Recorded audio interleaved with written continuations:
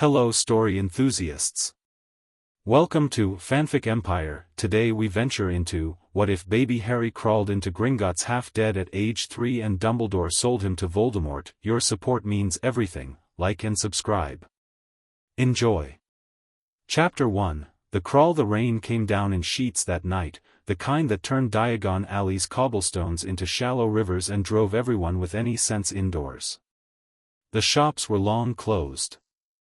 The pub was a smear of amber light behind fogged glass. The alley itself was empty except for the water and the dark and the small, slow shape moving through both. It wasn't walking. It was crawling. The child moved on hands and knees across the wet stone, one arm dragging slightly where something had happened to it, not broken clean, but wrong in the way that made every forward movement a renegotiation between the body and its limits. The clothes were Dudley's cast-offs, 3 sizes too large and soaked through, so heavy with water they kept slipping off one thin shoulder. The hair was black and plastered flat against a forehead that bore a scar in the shape of lightning, though no one was looking at the scar. Anyone looking at this child would have looked at the blood first. The cut above his left eye had dried and reopened twice in the hours since he'd started moving, and it had given up trying to clot. He was 3 years old. He had been walking since he left number 4 Privet Drive, or trying to, but the ankle had gone somewhere around the M25 flyover, or what he understood as the large loud road with the lights, and after that it was crawling. He didn't know where he was going. He knew only the direction, away. Away had worked before, for short stretches, for the space of an afternoon before Vernon found him and brought him back. But he had never gone this far away before, and he had never been this hurt, and something in the animal architecture of his 3-year-old survival instincts had whispered, at some point in the cold and the wet, that he needed to find somewhere that had walls and was not a cupboard. The building at the end of the alley had walls. Very large walls. White and gleaming even in the dark and the rain, like teeth. He crawled toward it. Griphook was 17 years old by goblin reckoning, which made him young enough to still have something resembling idealism about the institution he served, and old enough to be ashamed of it. He'd been assigned the midnight shift as punishment, a small disciplinary matter involving a client's ledger and a notation he'd made in the wrong column, and so it was Griphook who was sitting behind the main desk at 11:43 on a Tuesday night in November of 1983, filing account transfer documents and listening to the rain, when something knocked on the great bronze doors. Not knocked. Precisely. More like, bumped. Repeatedly. Low down, near the base. Griphook put down his quill. The bump came again. Then a scraping sound, like small fingers finding purchase on bronze. He came around the desk slowly, his footsteps silent on the marble floor, and he stood before the doors for a moment listening. Then he pulled the left door open. The child fell inward. He caught him. Caught was generous. He got his hands under the boy's armpits and kept him from slamming face first into the marble, and for a moment they were both frozen in the doorway, rain pouring past them into the bank, the child hanging in Griphook's grip and making no sound at all. That was the first thing Griphook noticed. No crying. The boy was injured in at least 4 visible places, soaked to the skin, shaking with cold, and he was making no sound whatsoever. His eyes were open, very green, very bright, not glassy but watchful, and he was looking at Griphook with the careful attention of something that has learned that making noise when you're hurt only makes things worse. Griphook had been born in a vault. He understood that kind of silence. He pulled the child fully inside and kicked the door shut against the rain. "You're bleeding," Griphook said, because he felt he should establish what was obvious before proceeding to what wasn't. The boy looked at him. Said nothing. "Can you speak?" A pause. Then, very quietly, in a voice roughened by cold and disuse, "Yes." "Are you alone?" "Yes." "What's your name?" The boy considered this with an attention that seemed disproportionate to the question. Like he was deciding whether the information was safe to give. Like he had given it before and something bad had happened. "Harry," he said finally. Griphook set him down carefully on the marble floor, keeping one hand on his shoulder to make sure he didn't tip over, and crouched to look at him properly. The cut above the eye. The arm held wrong. The ankle swollen inside a soaking sock. Bruises on both forearms in shapes that didn't come from falling. Griphook had worked at Gringotts for 2 years and had processed the vaults of some of the darkest families in Wizarding Britain, and he recognized the shapes bruises made when they came from fingers. He had a very good memory for shapes. "Harry," he said, keeping his voice even. "Harry what?" The boy looked at him for a long moment. Then he looked past Griphook at the vast marble hall with its high ceilings and the torches burning in their sconces and the rows and rows of goblin tellers' stations, all empty and dark at this hour. He looked at it the way a person looks at something they don't have a word for yet. "Potter," he said. Griphook did not move. He was very good at not moving. "Harry Potter," he said. "Yes." Griphook stood up.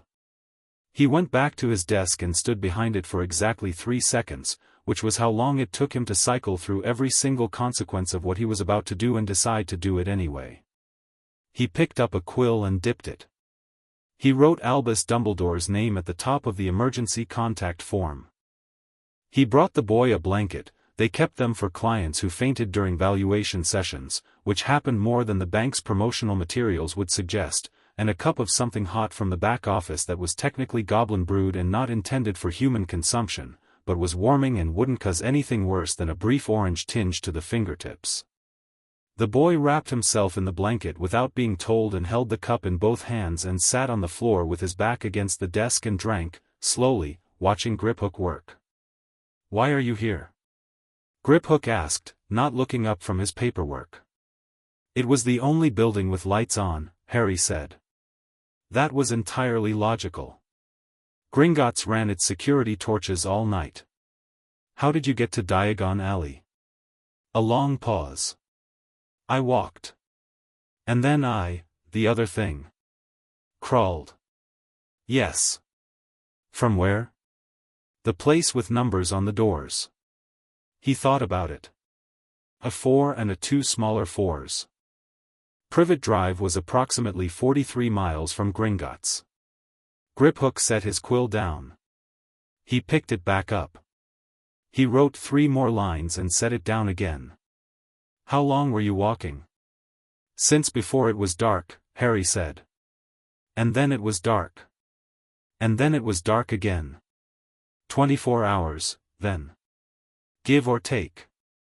Griphook looked at the boy, 3 years old, 43 miles, 1 bad ankle, alone in the November rain, and felt something shift behind his sternum that he wasn't going to name because naming it would require him to examine it, and examining it would require him to do something about it, and he had already done one inadvisable thing tonight by letting the boy in.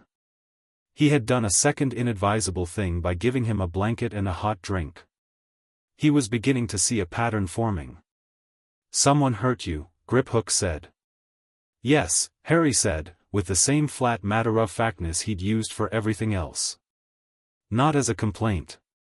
Not seeking sympathy. Just acknowledging a fact about the world the way you acknowledge that it rains. "People who hurt you are at the place with the numbers?"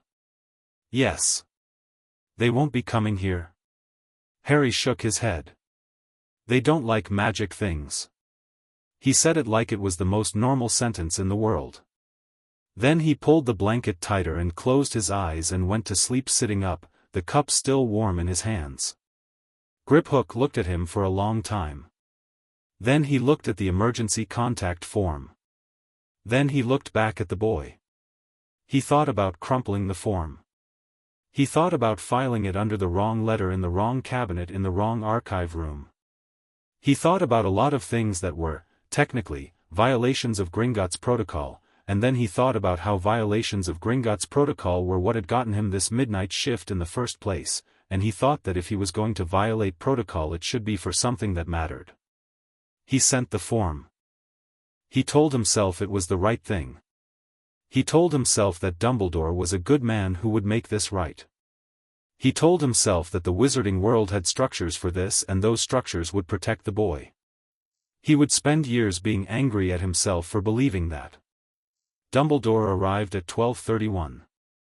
He came through the FLU connection in the back office. Gringotts maintained it for exactly this kind of after-hours emergency, and he emerged into the main hall looking less like a man who had been woken from sleep and more like a man who had been waiting for a specific piece of information to arrive.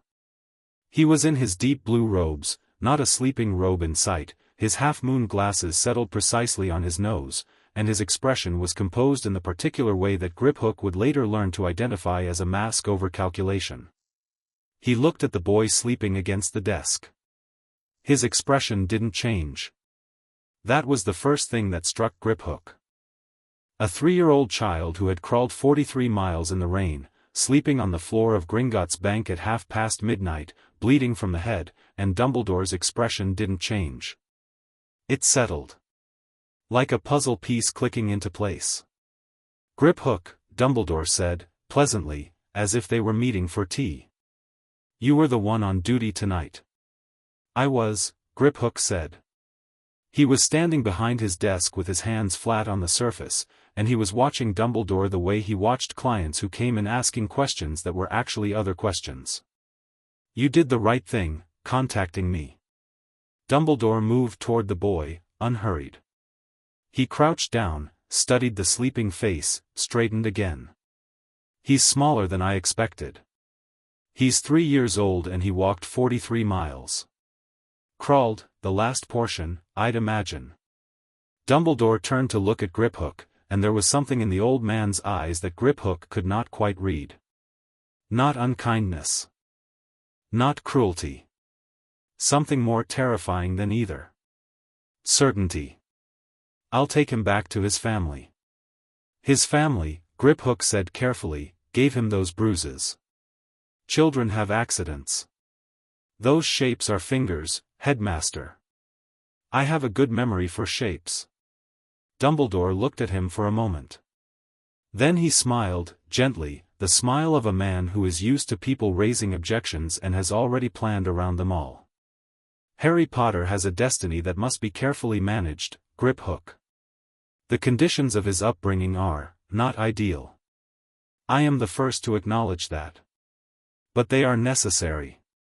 Griphook stared at him. "Necessary. For a specific kind of character development."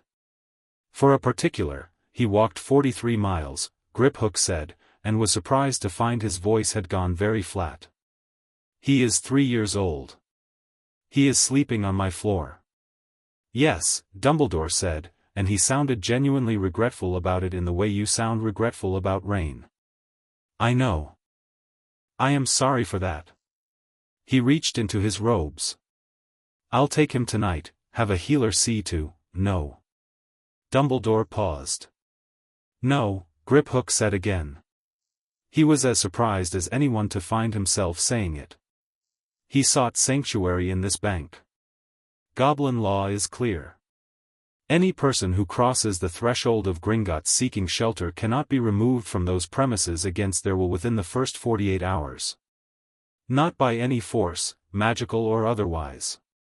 He held Dumbledore's gaze. "It's the Sanctuary Clause. 3 centuries old. Even the Ministry respects it."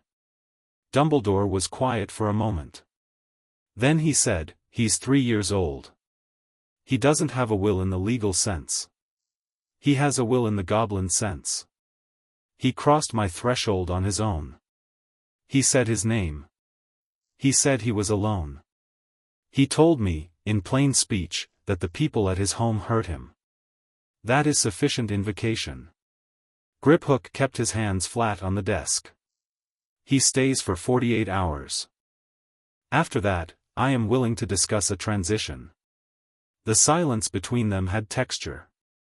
Dumbledore was looking at Griphook with an expression that had graduated from calculation to something more attentive. More careful. "You're remarkably principled for someone on the midnight shift," Dumbledore said finally. "I'm on the midnight shift because I wrote in the wrong column," Griphook said. "My principles are unrelated to my filing." Dumbledore laughed. It was a warm laugh, and for a moment Griphook almost liked him. Then the laugh stopped and the eyes behind the half-moon glasses were very still, and Griphook remembered that warmth was also a tool. 2 days, Dumbledore said. I'll return in 2 days. He left through the flue without looking at Harry again. Griphook stood at his desk for a long time after the green fire died. Then he walked around to where Harry was sleeping, straightened the blanket that had slipped from one shoulder, and went back to his filing. He worked in silence for an hour. At some point around 2 in the morning, he became aware that the boy had woken and was watching him. You stopped him, Harry said. For 2 days, Griphook said, not looking up. Why? Griphook considered the question seriously, because the boy had asked it seriously. Because you asked for help and we have laws about that. He would have taken me back, Harry said. Yes. To them. Yes. Harry was quiet for a moment. Why? Griphook set his quill down. He looked at the boy, this small damaged thing wrapped in a bank blanket on his floor, and he felt the thing behind his sternum shift again, and this time he didn't try not to name it. It was fury. Specific, cold, carefully contained fury of the kind that goblins had built entire rebellions out of. I don't know, he said. But I intend to find out. The 48 hours were busy ones. Griphook called in a favor from a goblin healer in the lower vaults, Boneknit, who handled the occasional curse-related injury when the bank's clients had accidents during withdrawals, and had her see to Harry's ankle and the arm and the cut above his eye. She worked quickly and without much fuss, and Harry submitted to it without a sound, which Boneknit found impressive enough to comment on. Most adults scream when I set an ankle, she told Griphook. He doesn't make noise when things hurt, Griphook said. That's either very brave or very bad. I know. In the gaps between Boneknit's work, Griphook pulled Harry Potter's vault records. He had to go 3 levels down to get them, past the main ledgers and into the ancestral archive, and what he found there was both extensive and deeply interesting. The Potter family vault was old, not as old as some, but old enough to have accrued the particular kind of compound interest that made the current total somewhat staggering. More interesting was the trust vault, established at James and Lily Potter's deaths, which had been placed under a executor's hold by, Griphook read this 3 times, Albus Percival Wulfric Brian Dumbledore, who had assigned himself executor of the Potter estate in the immediate aftermath of the events at Godric's Hollow. There was no indication that this assignment had been challenged. There was no indication it had gone through proper Wisengamot oversight. There was a great deal of indication that it had been processed very quickly, in the first 48 hours after Lily and James Potter's deaths, before anyone had thought to look closely. Griphook sat with the records for a long time. He brought Harry down to the record room on the second day. The boy's ankle was better, not perfect, but better, and he could walk with a slight limp now, and showed him the vault numbers without explaining what they meant. Harry looked at the ledgers with the careful, uncomprehending attention of a 3-year-old looking at numbers, and then looked at Griphook. That's mine, he said. Your family's, which is yours now. A lot? Yes. Harry looked at the numbers again. Can I use it to not go back? Griphook felt something sharp behind his eyes. It doesn't work quite like that. Oh. Harry didn't sound devastated. He sounded like someone filing information about the world, the way he filed everything, quietly, without complaint, for later use. He looked around the record room, at the stone walls and the torchlight and the endless rows of ledgers. I like it here, he said.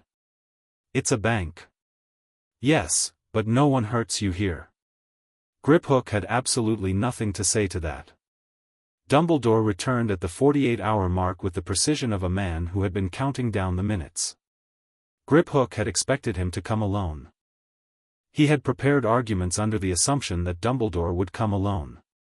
He had not prepared for the figure who accompanied the old man through the flue, tall, robed in deep green, carrying a cane that was not for walking and wearing an expression of polite social boredom that was entirely artificial and designed to make you underestimate the intelligence behind it. Lucius Malfoy. Griphook kept his face very still. Griphook, Dumbledore said, pleasantly. I believe the sanctuary period has elapsed. It has, Griphook said. He looked at Malfoy.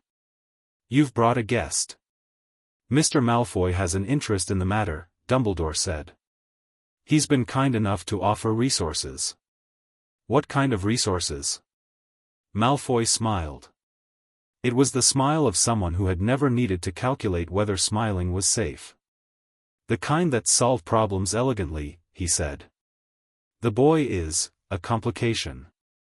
The headmaster and I have been discussing a resolution that benefits everyone. Including the boy? Griphook said. Malfoy's smile didn't waver. Of course. Harry was in the back office. Griphook had put him there before they arrived, with the goblin brewed tea and a stack of account ledgers to look at. Harry had shown a strange interest in numbers and Griphook had found, to his surprise, that he didn't mind. He could hear the boy through the door, quiet as he always was, turning pages. I'll need to understand the arrangement before I release the child into your custody, Griphook said. Gringotts has a duty of care under the Sanctuary Clause for the duration of. The Sanctuary Clause covers 48 hours, Dumbledore said. Which has elapsed. The documentation period for release of a minor into new custody is a separate matter and runs an additional 24 hours from the expiration of Sanctuary. Section 14, Paragraph 9 of the Goblin Wizard Accord of 1752. Griphook had looked this up. He had looked up a great many things in the past 48 hours. I'll need the details of the arrangement in writing. Dumbledore and Malfoy exchanged a glance. It was a very fast glance, and it carried a great deal of information, and most of that information was the kind that confirmed what Griphook had already begun to suspect. Very well, Dumbledore said. He was still pleasant. He was always pleasant. Though I'd ask for discretion, Griphook. What I'm about to tell you touches on matters of national security. Gringotts is the most secure institution in Britain, Griphook said. Tell me. So Dumbledore told him. Not everything. Griphook understood immediately that he wasn't hearing everything. There were gaps in the narrative that Dumbledore papered over with careful sentence construction, elisions dressed up as summaries. But the shape of it came through clearly enough. Voldemort was not gone. He was diminished, displaced, but not gone, and the prophecy that had fractured him on the night he killed the Potters was still active, still in play, still selecting its instrument. That instrument was Harry Potter.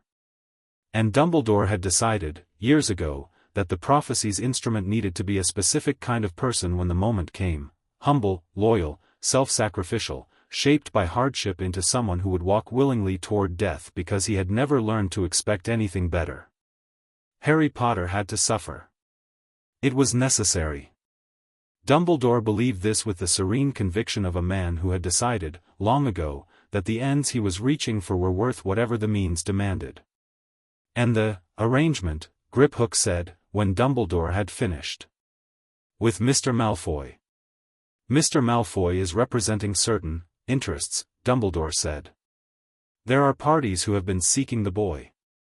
Who have a vested interest in his development. He paused. A transaction has been arranged that will satisfy those interests while ensuring that Harry is protected. You're selling him, Griphook said. That's a very uncharitable. You are selling Harry Potter, Griphook said, to Lord Voldemort. The name landed in the marble hall like a stone into still water. Malfoy didn't flinch, he was too practiced for that, but something moved behind his eyes. Dumbledore was quiet for a moment. A custody arrangement, Dumbledore said. In exchange for certain guarantees. What guarantees? Griphook said. That his return to power will be delayed by a minimum of 10 years. That the damage will be manageable. Contained. In exchange for giving him the weapon, Griphook said. The thing the prophecy is built around. You're giving Voldemort the one person who could defeat him, and you think that's a strategy.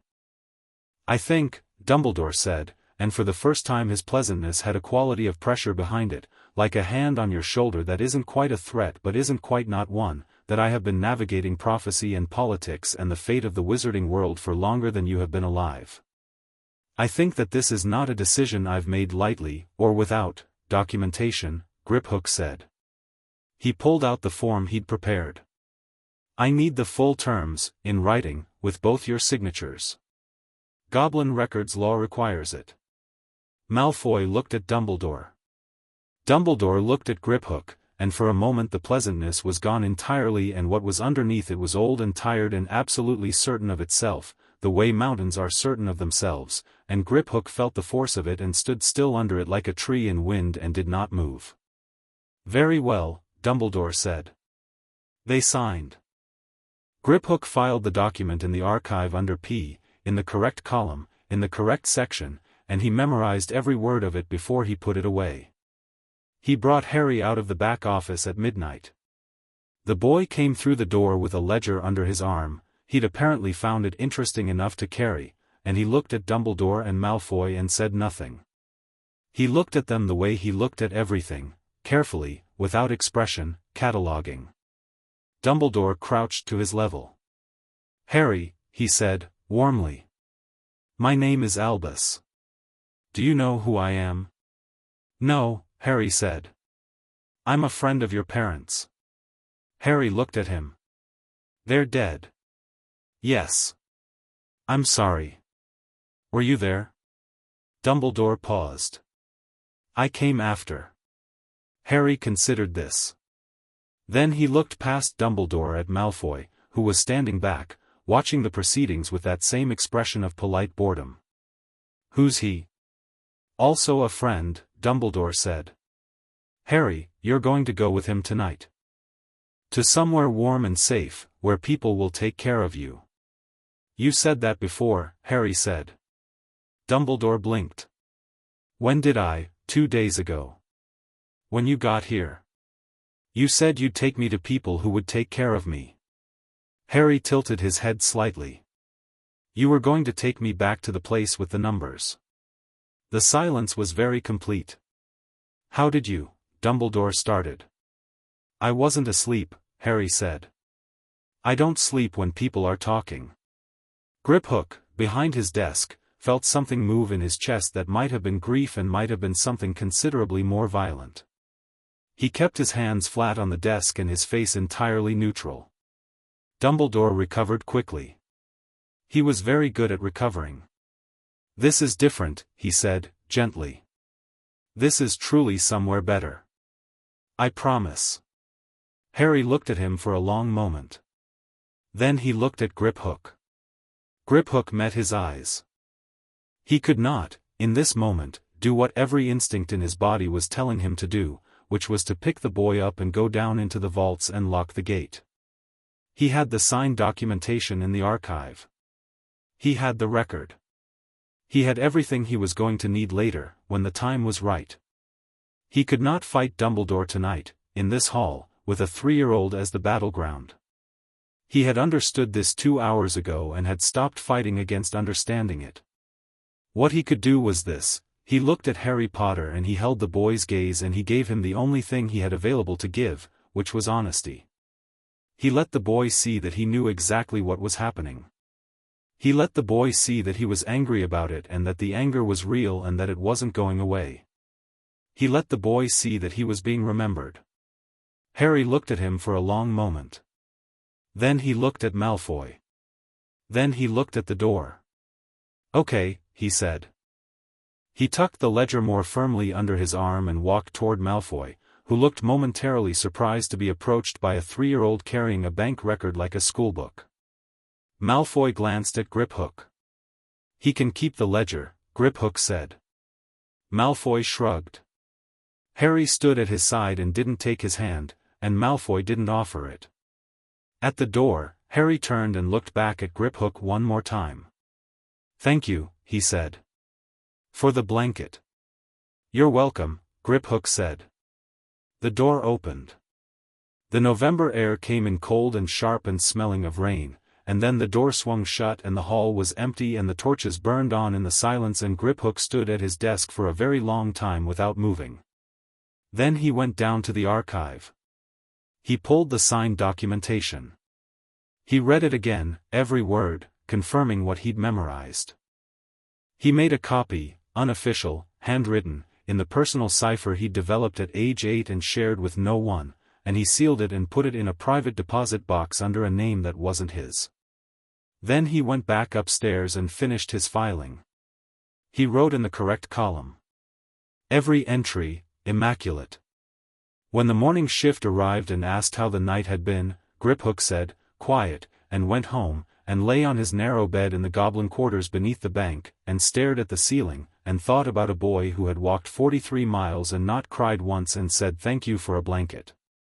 Outside, on the edge of Diagon Alley, in the deep shadow between two buildings where the street lamps didn't reach, a cloaked figure had been waiting since midquarter midnight. Malfoy appeared from the alley's end with the boy at his side and approached without ceremony, and the cloaked figure stood very still and watched them come. When they were close enough, Malfoy stopped and said, as agreed, and stepped back.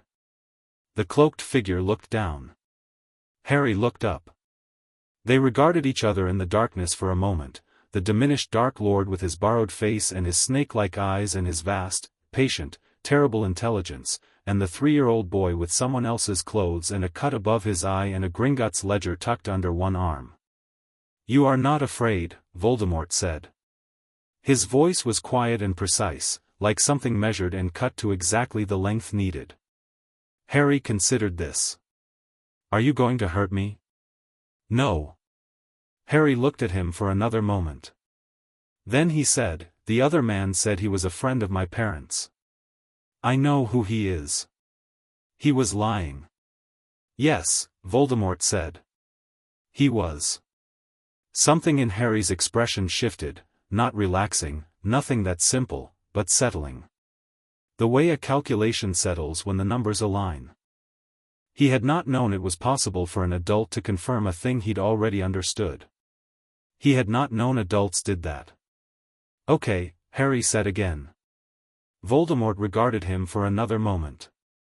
Then he turned and walked, and Harry followed, and the dark swallowed them both, and the alley was empty and the rain had stopped and somewhere beneath the street, in a filing room that smelled of stone and old gold, a goblin's handwritten copy of a document sat in a locked box and waited to be useful. Chapter 2, The Education of a Serpent. The manor had no name that anyone used anymore. It sat in the middle of a Yorkshire moor like something the landscape had grown around rather than built upon, 3 stories of dark stone with narrow windows and ivy that had gone past decorative and into structural, the vines thick as rope and threaded into the mortar like the building had decided to become a plant. The wards around it were old enough to predate the ministry's tracking systems. The nearest village was 11 miles away and had never, in living memory, produced anyone curious enough to walk in this direction. Voldemort had been using it since October. Before that, another place. Before that, another. He moved every few months, shifting between safe houses maintained by loyal servants. Pettigrew, currently, was the keeper of this one, which meant the kitchen was unreliable and the heating worked only in the rooms Voldemort himself occupied, which suited him and suited no one else. Harry was given a room on the 2nd floor. It had a bed, which was more than the cupboard had offered. It had a window that looked out over the moor, which was more than the cupboard's single cracked air vent. It had a lock on the inside. Harry discovered this on the first night and spent 40 minutes testing it, locking and unlocking it, learning the mechanism's weight and click with the focused attention of someone who had never had that option before. When he was satisfied, he locked it and went to sleep. Voldemort, who had been standing in the corridor listening to the repetitive click-click-click of the lock mechanism for the better part of an hour, went back downstairs and said nothing about it to anyone. The first year was mostly observation. Voldemort watched. Harry watched back. Neither of them was good at the ordinary rituals of cohabitation, Voldemort because he had spent the past 2 years as a shade haunting the back of another man's skull, and Harry because the Dursleys' version of cohabitation had involved a great deal of silence and staying out of the way. They circled each other like binary stars, maintaining a careful orbital distance, each learning the other's patterns. Harry ate whatever Pettigrew put in front of him without complaint and with a thoroughness that spoke to extensive prior experience of not knowing when the next meal was coming. Pettigrew himself was frightened of the boy in the way small animals are frightened of things they can't categorize. Harry was too quiet and too watchful and too entirely unimpressed by anything to fit into Pettigrew's model of how children behaved. Harry, for his part, had assessed Pettigrew on the first day, filed him under not dangerous but not useful, and thereafter treated him as furniture. By the time Harry was 4, he had learned the whole house. By the time he was 4.5, he had found 3 of the ward anchors in the foundation, not because anyone told him to look, but because he'd found, in the library, a copy of Grundwald's Theoretical Architecture of Magical Protections and had spent 2 weeks working through it with the grimly determined pace of someone who understood, instinctively, that knowing where the doors were was more important than knowing how to open them. Voldemort found him at a ward anchor on a Tuesday morning in March, sitting cross-legged on the stone floor of the cellar with the Grundwald open in his lap and one small hand resting on the wall at the precise point where the ward current ran hottest. "You can feel it," Voldemort said. "It's warm here," Harry said, not looking up from the book. "And the other 2 I found are warm in the same way. So the warmth is the ward, not something else. Most adults can't feel ward anchors without a diagnostic instrument." Harry considered this information. Why? They stop paying attention to their hands when they're young. Voldemort looked at the book open in the boy's lap. "You're reading Grundwald." "I found it in the library." "The words are hard." "Which words?" Harry pointed. "That one. And that one. And I don't know what ambient thaumaturgical current means, but I think it means the warm thing." "It does." Voldemort was quiet for a moment. Then he sat down on the cellar floor, which was not something he did, generally, sit on floors, and took the book from Harry's hands and found the passage and read it aloud, pausing at the technical terms to explain them, not in the simplified way people explain things to children but in the exact way, with precision and without condescension. And Harry listened with the absolute attention he gave to everything and asked 3 follow-up questions that were, Voldemort noted, exactly the right 3 questions. After that they read together most evenings. The magic started when Harry was 5. Not started, Harry had been doing accidental magic since before the manor, since before Gringotts, probably since before the cupboard. Accidental magic was what had let a 3-year-old survive a 43-mile journey on one bad ankle in November rain, though no one had said so in those terms yet. But at 5 it became deliberate, and deliberate was something different. It began with a teacup. Harry had been in the library, working through a history of the goblin rebellions that he'd found and become obsessed with, and he'd wanted tea and known that asking Pettigrew would result in a 20-minute production involving a great deal of anxious shuffling and the wrong biscuits. So he'd looked at the kettle on the side table and thought, clearly and specifically, hot, and the kettle had begun to boil. He looked at it for a moment. Then he looked at the teacup and thought pour, and the kettle lifted and poured and set itself back down. He picked up the tea and went back to his book. He mentioned it to Voldemort that evening the way he mentioned everything, not as a remarkable occurrence but as new data. "I made the kettle boil by thinking at it." Voldemort set down the text he was reading. "Show me." Harry looked at the cold tea on the table beside him and thought warm and it steamed. The silence in the room was very complete. Voldemort had been a great many things in his life, a prodigy, a revolutionary, a murderer, a king, a ghost, and in all of those iterations he had encountered powerful magic. He had encountered very little that surprised him anymore. This surprised him. "Again," he said. Harry cooled the tea, warmed it, lifted the cup, set it down, opened the window 2 rooms away, they heard it, closed it again. He did it with the same flat, focused expression he did everything, no performance, no pride in it, just a practical engagement with a newly understood mechanism. "No wand," Voldemort said. "I don't have a wand." "Wandless magic at this level requires years of advanced." Voldemort stopped. He looked at Harry for a long moment. Does it feel like effort? Harry thought about it seriously. A little. Like reaching. He paused. Not far. Voldemort sat back. He was thinking about Lily Potter, who had been famously gifted, and James Potter, who had been a natural with the most complicated of transfigurations, and their son, who was apparently doing wandless household magic at age 5 with the casual ease of someone reaching for a glass of water. He was thinking about the prophecy, which he'd spent the past 2 years thinking was a nuisance and a liability and possibly, the corner of the thought that he turned away from most often, a mistake. We'll begin formal lessons tomorrow, he said. I'd like to keep reading the Goblin Rebellions. You can do both. Harry considered this. What kind of lessons? Control, first. Theory. Then practical magic. He paused. And the dark arts. Harry looked at him without alarm. Okay. Most people find that category concerning. Why? Voldemort looked at him for a moment. They associate darkness with evil. Is darkness evil? No. Darkness is a category of power. What you do with it determines the moral character. Voldemort picked up his text again. This is a distinction most of the wizarding world refuses to make, because it's more comfortable to have categories. Like the goblins, Harry said. They put them in the bad category so they didn't have to think about whether the wars were fair. Voldemort lowered his text. You've drawn that conclusion from the rebellion history? And from talking to Griphook. He said it simply, like it was obvious. You spoke to the goblin at length. He was there and he answered questions. Harry looked up.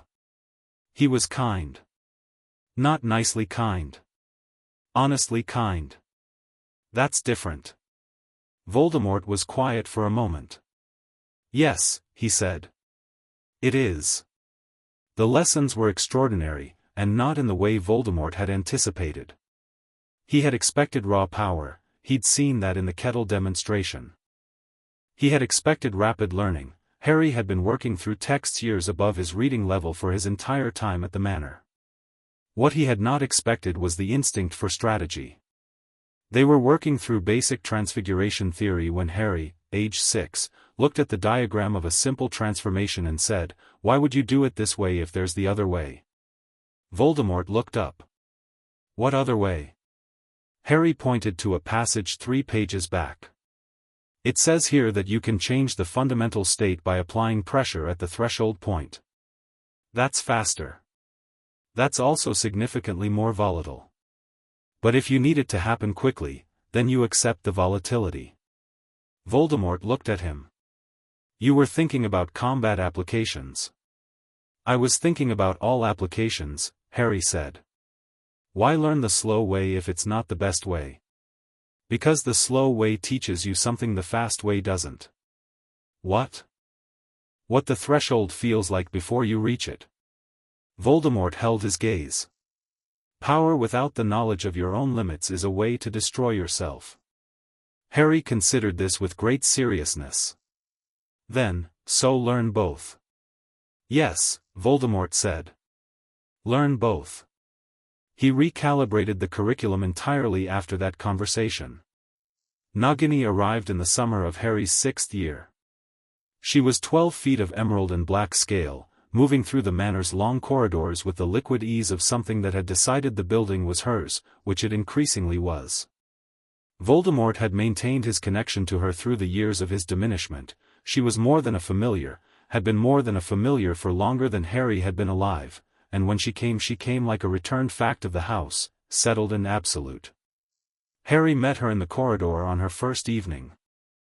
He was coming back from the library and she was coming from the kitchen, and they stopped approximately 4 feet apart and looked at each other. Harry was 6, small for his age, in dark trousers and a shirt that actually fit now because Voldemort had apparently decided at some point that clothing the size of a small tent was unnecessary. Nagini was 12 feet of ancient predator who ate full-grown prey and had opinions. "Hello," Harry said. Nagini looked at him. "I know you live here," Harry said. "I won't be in your way." Nagini was quiet for a moment. Then she said, in the long low hiss of Parseltongue that moved through Harry's ears like something he'd always known the shape of, "You smell like him." Harry blinked. Then, carefully, feeling his way around the sounds, "Like who?" Nagini went absolutely still in the way snakes go still, not frozen, but coiled, focused, suddenly intensely present. She looked at him with her great gold eyes and was quiet for a long time. "Like the Dark One," she said. "But also like something else. Something I don't have a word for." "I don't know what that means," Harry said. "No," Nagini said. "You're very young." She moved, her scales whispering across the stone floor, and she came past him and her head rose to his shoulder height and she looked at his face at close range for a moment, and then she did something Harry had not expected, she rested her chin on his shoulder. Briefly. A second, no more. "You can hear me," she said. "That's enough for now." After that she slept on the floor outside his room, which was technically her choice and which he chose to understand as something he didn't have a word for either. He started sleeping with the door unlocked. When Harry was 7, Voldemort told him what he was. Not all of it, not the prophecy, not the Horcrux, not the full architecture of the night at Godric's Hollow. But enough. He told him that his parents were dead and that he had killed them.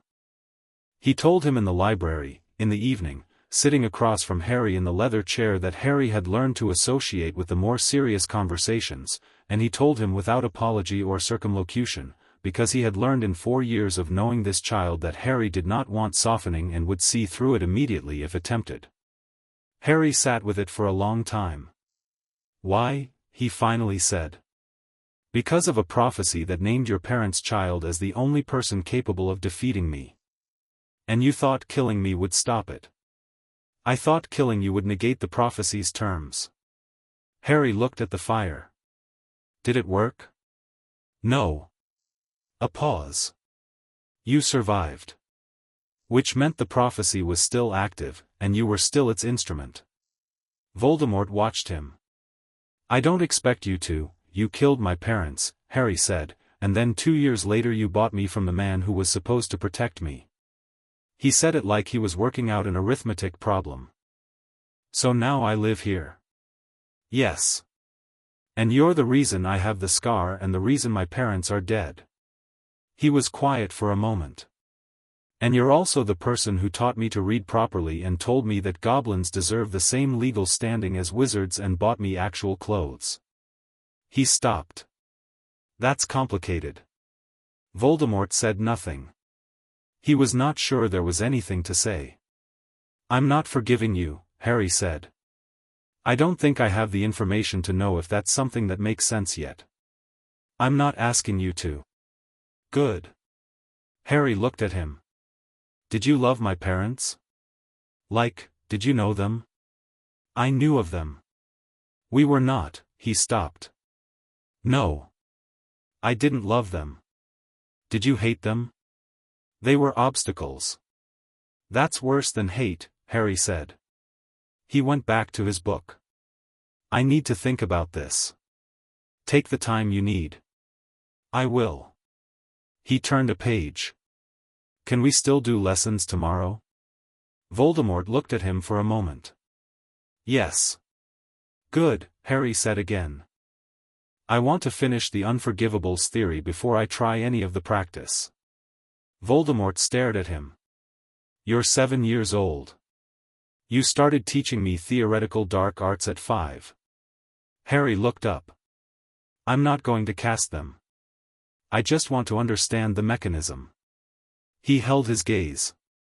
"Unless you think I'm not ready." "The theory," Voldemort said, "is not the problem."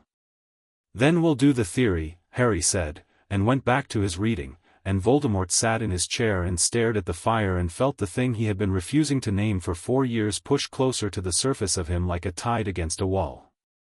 He had known, from the night in Diagon Alley, that this child was not going to be what Dumbledore had wanted him to be. He had understood, somewhere beneath strategy and caution, that whatever he was doing with Harry Potter was not the simple storage of a dangerous asset. But naming it was different from knowing it, and he was not, by nature or habit or inclination, someone who named things. He named it anyway. He was fond of him. Terribly, inconveniently fond of this small furious child who read goblin history for pleasure and argued magical theory at breakfast and thanked his snake for things the snake hadn't done and treated the revelation that his guardian had murdered his parents with the same practical equanimity with which he treated everything else in a life that had given him no models for anything better. It was the most alarming thing that had ever happened to Tom Riddle. Harry's magic grew the way things grow when nobody puts a wall around them, in every direction at once, finding its own form. The wandless work became second nature by 7, not effortless but natural, the way swimming becomes natural when you've been in water long enough. He could hold 3 simultaneous transfigurations by 8. By 9 he was doing things with wards that Grundwald would have called advanced by adult practitioner standards, adjusting the house's existing matrices with the casual precision of someone rearranging furniture. He also started teaching himself things Voldemort hadn't assigned. He found, in the deeper reaches of the library, a text on legilimency and occlumency, the mind as architecture, by a 17th century witch whose name had been mostly scrubbed from wizarding records, which Harry noted was usually a sign the text was interesting. He worked through it over 3 months, testing himself against Nagini, whose mental landscape was vast and non-human and challenging in exactly the way he needed. "You're in my head," Nagini told him one afternoon, in the tone of someone noting a mild inconvenience. "Sorry," Harry said, withdrawing. "Was that wrong?" "No. Just strange." She considered. "Your mind is very organized." "I try. Most humans are chaos inside." She flicked her tongue. "You've made yourself into a box with keys. That's good, isn't it?" "It's very useful," Nagini said, which was high praise from her. He told Voldemort about the legilimency work over dinner. Voldemort set his fork down. "You've been practicing legilimency," Voldemort said. "On Nagini." She didn't mind. "I mind." Harry looked at him. "Why?" "It's a useful skill. You should have told me you were pursuing it. You didn't say I had to tell you before I studied something." Voldemort was quiet for a moment. He was trying to determine whether he was angry, and he was finding that he was not precisely angry, but something adjacent to it, something that felt like being outpaced and wasn't sure how it felt about that. "Try," he said finally. "What?" "Try to enter my mind." Harry looked at him across the dinner table. "You want me to practice on you?" "I want to see your level." Harry set down his fork and looked at Voldemort with that precise, focused attention and pushed. It lasted approximately 4 seconds before he hit the wall, not a gentle redirection, a wall, the occlumency of a master built over decades into something architectural and absolute. He sat back. "I couldn't get past the outer layer," Harry said. "No," Voldemort said. "You won't, for some time." He picked his fork back up. "But you found the outer layer correctly, which most adult practitioners cannot." "How long until I can get past it?" "If you practice consistently." 3 years. "Perhaps 2, given your pace." Harry nodded, filing this under acceptable timelines, and went back to his dinner. "Nagini said my mind looks like a box with keys. She's not wrong. What does yours look like?" Voldemort considered this. "A fortress on a cliff," he said. "Over a sea that has no bottom." Harry looked at him for a moment. "Is the sea the part you don't want to look at?" The table was very quiet. "Eat your dinner," Voldemort said. Harry ate his dinner, and didn't push, because he was getting better at knowing when not to push, and because he filed the fortress over bottomless sea away in a keylocked box for later. A few weeks before Harry's 10th birthday, Pettigrew came to dinner with a face that meant bad news, and the bad news was this: Dumbledore had been asking questions. Not direct questions. Not the kind that left a trail. But the old man had made inquiries through 3 intermediaries in the last month, questions about a child, about certain property transactions in Yorkshire, about gaps in the ministry's magical trace records for an area of the moors. Pettigrew had found out through the Malfoy network, which maintained surveillance on Dumbledore's information-gathering activities as a matter of survival. "He's looking for you," Pettigrew told Voldemort. "He's been looking intermittently for years," Voldemort said. "He finds nothing because there's nothing to find." He looked at Pettigrew. "Is there anything to find?" Pettigrew's eyes flickered, a very fast flicker, to Harry, who was sitting at the end of the table eating and not appearing to listen, which Pettigrew had learned to mistrust as a sign that Harry was listening very carefully indeed. "The boy will be getting his Hogwarts letter," Pettigrew said, lowering his voice. "In a year." "The school's records, I know about the school's records," Voldemort said. "If Dumbledore sees the address listed, then he'll know the boy isn't at Privet Drive." Voldemort was quiet for a moment. "It's been 7 years. He's known the boy isn't at Privet Drive for 7 years. He's looked for him periodically and found nothing because I have been careful and because the wards on this property are older than his ministry." Harry had looked up. He was watching Voldemort with an expression that was doing a complicated amount of work, processing, calculating, and underneath both of those things something that Voldemort had learned, over years of quiet attention, to read as the particular focus Harry brought to things that mattered to him. "He sold me," Harry said. "Yes. So he can't want me back for good reasons." "No. He wants you back because you're his instrument." Voldemort looked at him. "You are the weapon that was supposed to destroy me. Without you in the position he designed, his entire plan for the wizarding world is incomplete." Harry was quiet for a moment. "What is his plan for the wizarding world?" "The same one he's always had. A world that looks like light and freedom from the outside and is, at its structural center, entirely shaped by his will." Voldemort picked up his wine glass. "He is not entirely wrong about everything he wants. That's what makes him dangerous. He wants a world without the worst kinds of dark magic, without blood supremacy, without open terror. He simply also wants a world where everyone arrives at those outcomes because Albus Dumbledore shepherded them there." "And you want," Harry stopped. "What do you think I want?" Harry looked at him carefully. "Power," he said. "But you've had power. You had all of it and then you lost all of it and you've spent 7 years as something between a person and a ghost and you've been," he paused, choosing the word with care. "Patient. You've been patient. And I don't think patient is what you are naturally." Voldemort said nothing. "So you want something more specific than power," Harry said. "You want something that requires this much patience to get right." He tilted his head. "I just don't know what it is yet." Pettigrew was staring at him. Harry glanced at Pettigrew and went back to his dinner. "Will I be going to Hogwarts?" Harry asked. "Do you want to go?" Voldemort said. "Yes." "Why?" Harry thought about it. "Because I've read everything in your library. Because I want to learn things that can't come from books. Because," he stopped and looked at his plate for a moment, and what happened to his face was brief and quickly managed but Voldemort saw it, because Voldemort paid attention. "Because I want to see what a world with other people in it looks like." The table was quiet for a moment. "You'll go," Voldemort said. Harry looked up. "You're not worried about Dumbledore?"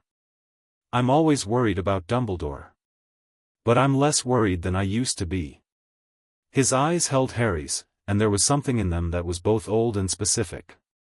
"You are not the child he wanted you to be. And when he sees you, he will know that, and he will have to decide what to do about it. I want to see what he decides." "You're using me as bait," Harry said. "I'm using you as information," Voldemort corrected. "There's a difference. You told me not to accept false distinctions." The corner of Voldemort's mouth moved. Not quite a smile, but in the neighborhood. I did say that. So am I bait? You are, Voldemort said, someone who is going to walk into Albus Dumbledore's school with 7 years of education that he did not authorize, power that he cannot yet measure, and the complete absence of any of the psychological conditions he required to make you manageable. He paused. Whether that makes you bait or a statement, I leave to your interpretation. Harry thought about this for a while. I want a wand before I go, he said. Obviously. And I want to go to Gringotts. Voldemort raised an eyebrow. My vault, Harry said. If my family has money, it's mine. And I want to see Griphook. He said it simply, no performance in it. He was kind to me. I'd like to tell him I'm not dead. The thing Voldemort had named in the library 3 years ago moved behind his sternum, inconvenient as always, and he drank his wine and looked at the 10-year-old across his dinner table who wanted to revisit the only person who had been honest with him on the worst night of his life. We'll go, Voldemort said, when the time is right. Before September 1st. Yes. Before September 1st. Harry nodded and finished his dinner, satisfied, and Pettigrew watched them both with the expression of a man who has realized very slowly, and much too late, that the dynamic in this room is nothing like what anyone outside of it believes it to be. Nagini came in from the corridor and wound herself around Harry's chair, and he reached down without looking and put his hand on her scales, and she was warm under his palm, and outside the Yorkshire moor was dark and cold and entirely ordinary, and none of the wizarding world knew yet what was about to come home. On the morning of Harry's birthday, he came downstairs to find the dining table had been set properly, which it only was on very specific occasions. There were eggs and toast and tea, and on the chair beside his place was a long, narrow box that he knew immediately was a wand box, because he'd read enough about them. He sat down. He looked at the box. He picked it up. He opened it. The wand was 11 inches, with a core he wouldn't find out about until later. He picked it up and it was warm before his fingers fully closed around it, warm the way the ward anchor had been warm in the manor's cellar, warm in the specific way of something that recognized him. Every candle in the room lit at once. Voldemort was standing in the doorway watching. He said nothing. He let the moment be what it was. Harry looked at the candles. He looked at the wand. Then he looked at Voldemort with an expression that was, for the first and possibly last time since the night at Gringotts, entirely unguarded. Not vulnerable. Not soft. But open. Real. Thank you, he said. It sounded nothing like how he'd thanked Griphook for the blanket. It sounded like something older than that, and more complicated, and Voldemort stood in the doorway of his dining room and felt the fortress on the cliff absorb the sound and keep it. Eat your breakfast, he said. We have work to do. Harry smiled, and this too was rare, not because he was unhappy but because he was economical with things that mattered, and picked up his fork, and outside on the moor the morning light came in long and gold through the narrow windows, and Nagini came in and settled beside his chair, and the house that had no name felt, for a moment, entirely like itself.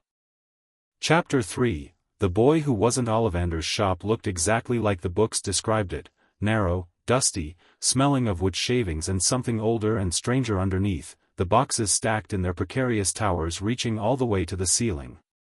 The bell above the door gave a single clear note when they entered, and then the shop was very quiet. Harry went in first. Voldemort came in behind him, hooded and glamoured into the appearance of a tall, angular man with iron-grey hair and the kind of face that suggested minor bureaucracy. The glamour was functional rather than elegant, designed not to be remembered.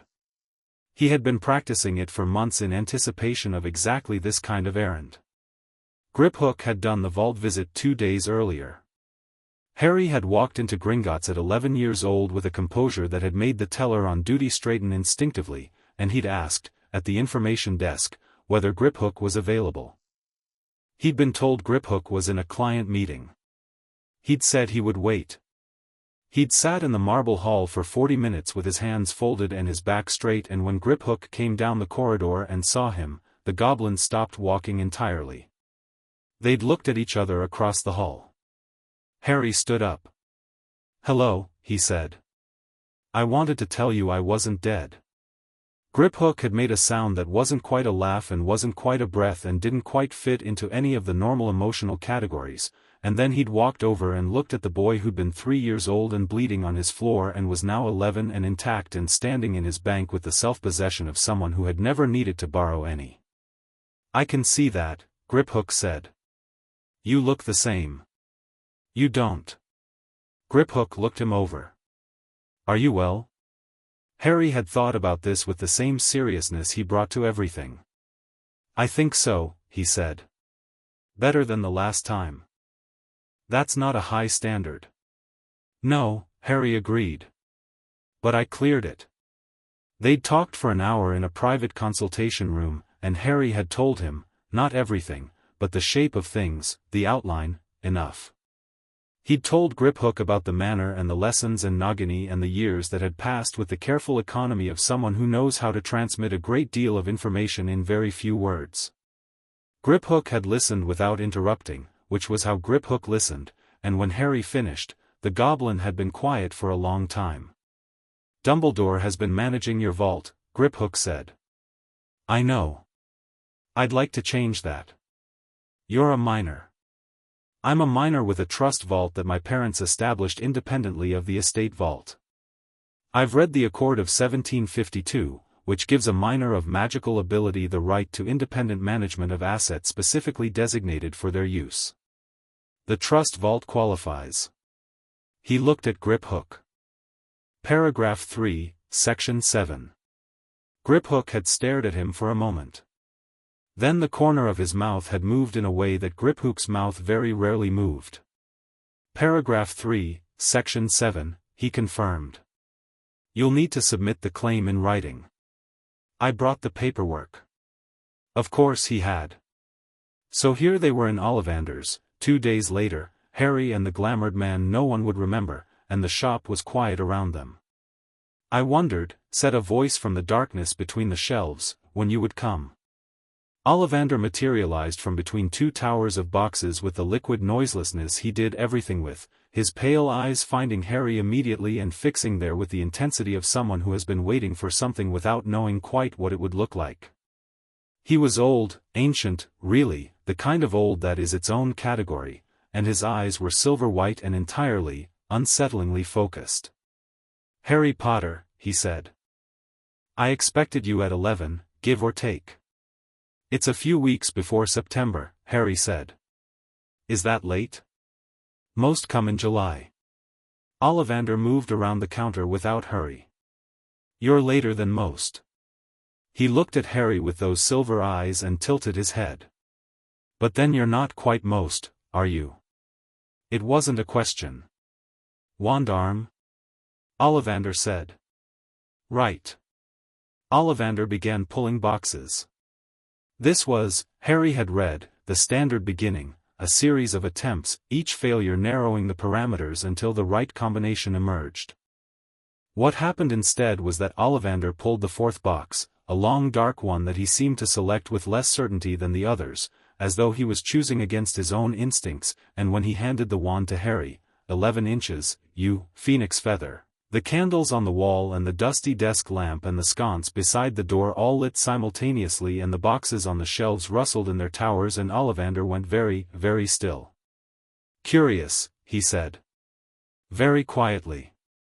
"I already have a wand," Harry said, pulling the U from his pocket. He'd brought it, on Voldemort's advice, to have it professionally assessed. Ollivander looked at the wand. Then he looked at Harry. Then, slowly, he reached out and took the wand and held it and closed his eyes. "This is not a wand from this shop," he said. "No. It was made, recently. Within the last year." He turned it in his long fingers. The core is," he stopped. He opened his eyes. He looked at Harry with an expression that was doing several things at once, none of them simple. "Where did you get this wand?" "A gift," Harry said. Ollivander's silver eyes moved to the gray-haired man standing near the door, and whatever he saw there, whether through some wandmaker's sense, or simple pattern recognition, or the particular intelligence of a man who has lived long enough to know what to look for. His face went very still. He looked back at Harry. The core, Ollivander said carefully, is the feather of the same phoenix that gave the core for my most difficult wand. He set the U down on the counter with the precision of a man handling something that deserves respect. I made that wand 13 years ago. I always thought I would see it in this shop again. He paused. In different hands. Harry looked at the wand on the counter. He looked at Ollivander. What does it mean? Having the brother wand? Nothing inevitable, Ollivander said. Wands choose their wizards for reasons that have as much to do with the wizard as the magic. Two brother wands don't determine the relationship between their owners. His eyes moved briefly to the door again. It simply means you are connected. Magically. In ways that will manifest during certain kinds of spell work. I'll keep mine, Harry said. I would expect nothing less. Ollivander slid the U back across the counter. That will be no charge, Mr. Potter. The assessment was my pleasure. He paused. An unusual pleasure. Harry pocketed the wand. Thank you. Be careful at school, Ollivander said. It could have been generic advice. It wasn't. His silver eyes held Harry's for a moment with a weight that said he knew perfectly well that careful, for this particular child, meant something more complicated than usual. The walls have very deep roots. Harry looked at him for a moment. I know, he said. I've read the architectural history. Ollivander made a sound that was definitely a laugh, quickly controlled, and then his face went back to its customary careful neutrality and he retreated between his shelves and was gone. They had 6 weeks before September 1st. Voldemort used them. The curriculum in those final weeks was unlike anything that had come before, not more advanced, but different in character. Less theoretical. More operational. Voldemort sat across from Harry at the library table every morning and walked him through scenarios the way a military strategist walks a lieutenant through terrain. Here is the ground, here are the variables, here is how a powerful man thinks when he looks at a room and needs to know its exits. Dumbledore will assess you immediately, Voldemort said. Before the sorting. During the sorting. In the first weeks after. He will be trying to determine how different you are from what he expected. How different am I? Completely. So he'll know immediately. He'll suspect immediately. Know is a longer process. Voldemort looked at him. He will not confront you directly. He is too careful for that, and too experienced with long games. He will watch. He will arrange situations designed to test your character. He will try to locate the person he designed, the humble, frightened boy who needs guidance, and when he cannot find that person, he will begin adjusting his strategy. What do you want me to do about it? I want you to do nothing about it, Voldemort said. I want you to simply be what you are and let him discover the shape of the problem he's facing. He paused. Do you understand the difference between performing normalcy and actual concealment? Yes, Harry said. Concealment is when you hide what's real. Performing normalcy is when you put something false on top. And the danger of performing normalcy? It still tells him something is wrong. A performance has tells. Harry looked at his hands. You've been teaching me not to perform. I've been teaching you to simply be present. There is no performance. There is no concealment. You are what you are and you make no apologies for it and you are never surprised by your own power. Voldemort held his gaze.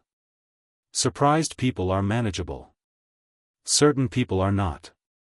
Harry nodded. Then, what about the other students? What about them? They'll have opinions about me. About the scar. He said it without particular distress, just acknowledging a variable. The wizarding world has a story about me. They have a story about a boy who doesn't exist, Voldemort said. The boy who lived. The chosen infant. The symbol. He was quiet for a moment. You are none of those things. I'm the boy who crawled, Harry said. Something happened to Voldemort's expression. Fast, and managed, but real. Yes, he said. You are. September 1st arrived the way significant days arrive, with entirely ordinary weather.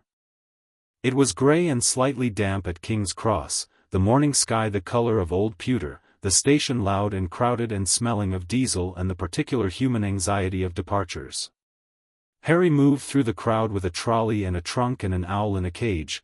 Voldemort had produced the owl a week ago, a snowy white one that had opinions, which Harry had named Morrigan on the basis that she looked like someone with opinions, and he found platform 9 3/4 without difficulty because he had, of course, read about it. Voldemort had come to King's Cross. He hadn't said he was going to. He'd arranged the transport and confirmed the trunk was packed and sent Pettigrew to buy the ticket and said nothing about coming himself. But he was there, in the grey morning crowd, in the glamour that made him unmemorable, standing back far enough to be unremarkable. Harry had spotted him immediately, because Harry always spotted things, and had looked at him for a moment and then looked away and walked toward the barrier. He pushed through to the platform and the Hogwarts Express was there, red and enormous and full of noise, and for the first time in 11 years of a life that had given him very few of these moments, Harry Potter felt something that wasn't calculation or preparation or the focused attention of a student. He felt the plain, uncomplicated pull of wanting to be somewhere. Not belonging. He didn't have a model for belonging. But wanting. That was available to him.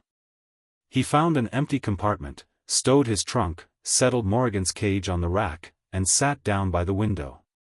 He watched the platform from there, the families, the crying, the owls and the cats and the children who had each other and knew it.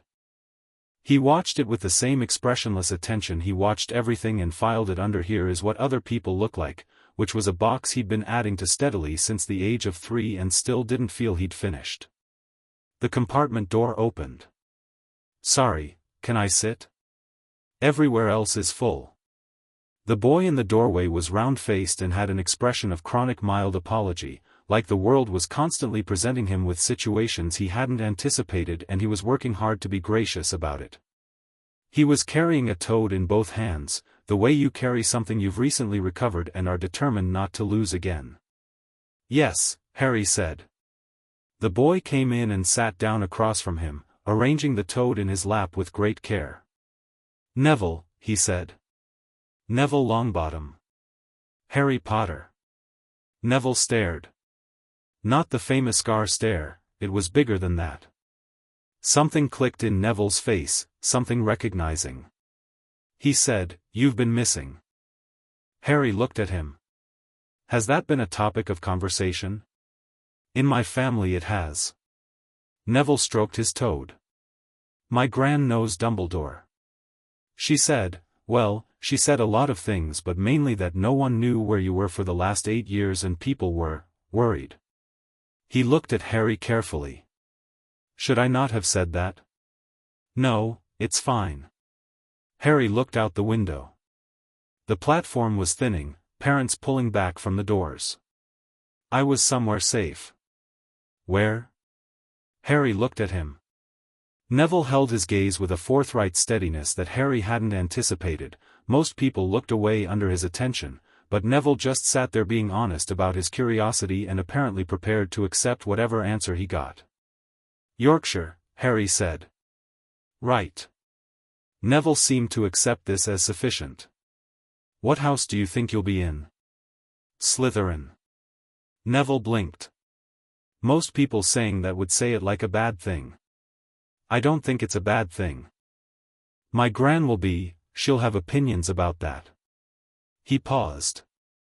She has opinions about most things. But she'll come around. She came around about the toad. He held it up briefly. She thought it was an embarrassing familiar choice. What's his name? Trevor. Neville put Trevor back in his lap. He runs away a lot. I think it might be on purpose. Harry looked at the toad. Are you keeping him somewhere he doesn't want to be? Neville thought about this with unexpected seriousness. I don't think so. I think he just wants more than one place to be. Like the running away isn't about leaving, it's about having the option. Harry was quiet for a moment. That's quite perceptive. I like animals, Neville said simply. They're usually doing something sensible, even when it doesn't look like it. He looked at Harry. You don't seem like how everyone said you'd be. How did everyone say I'd be? I don't know.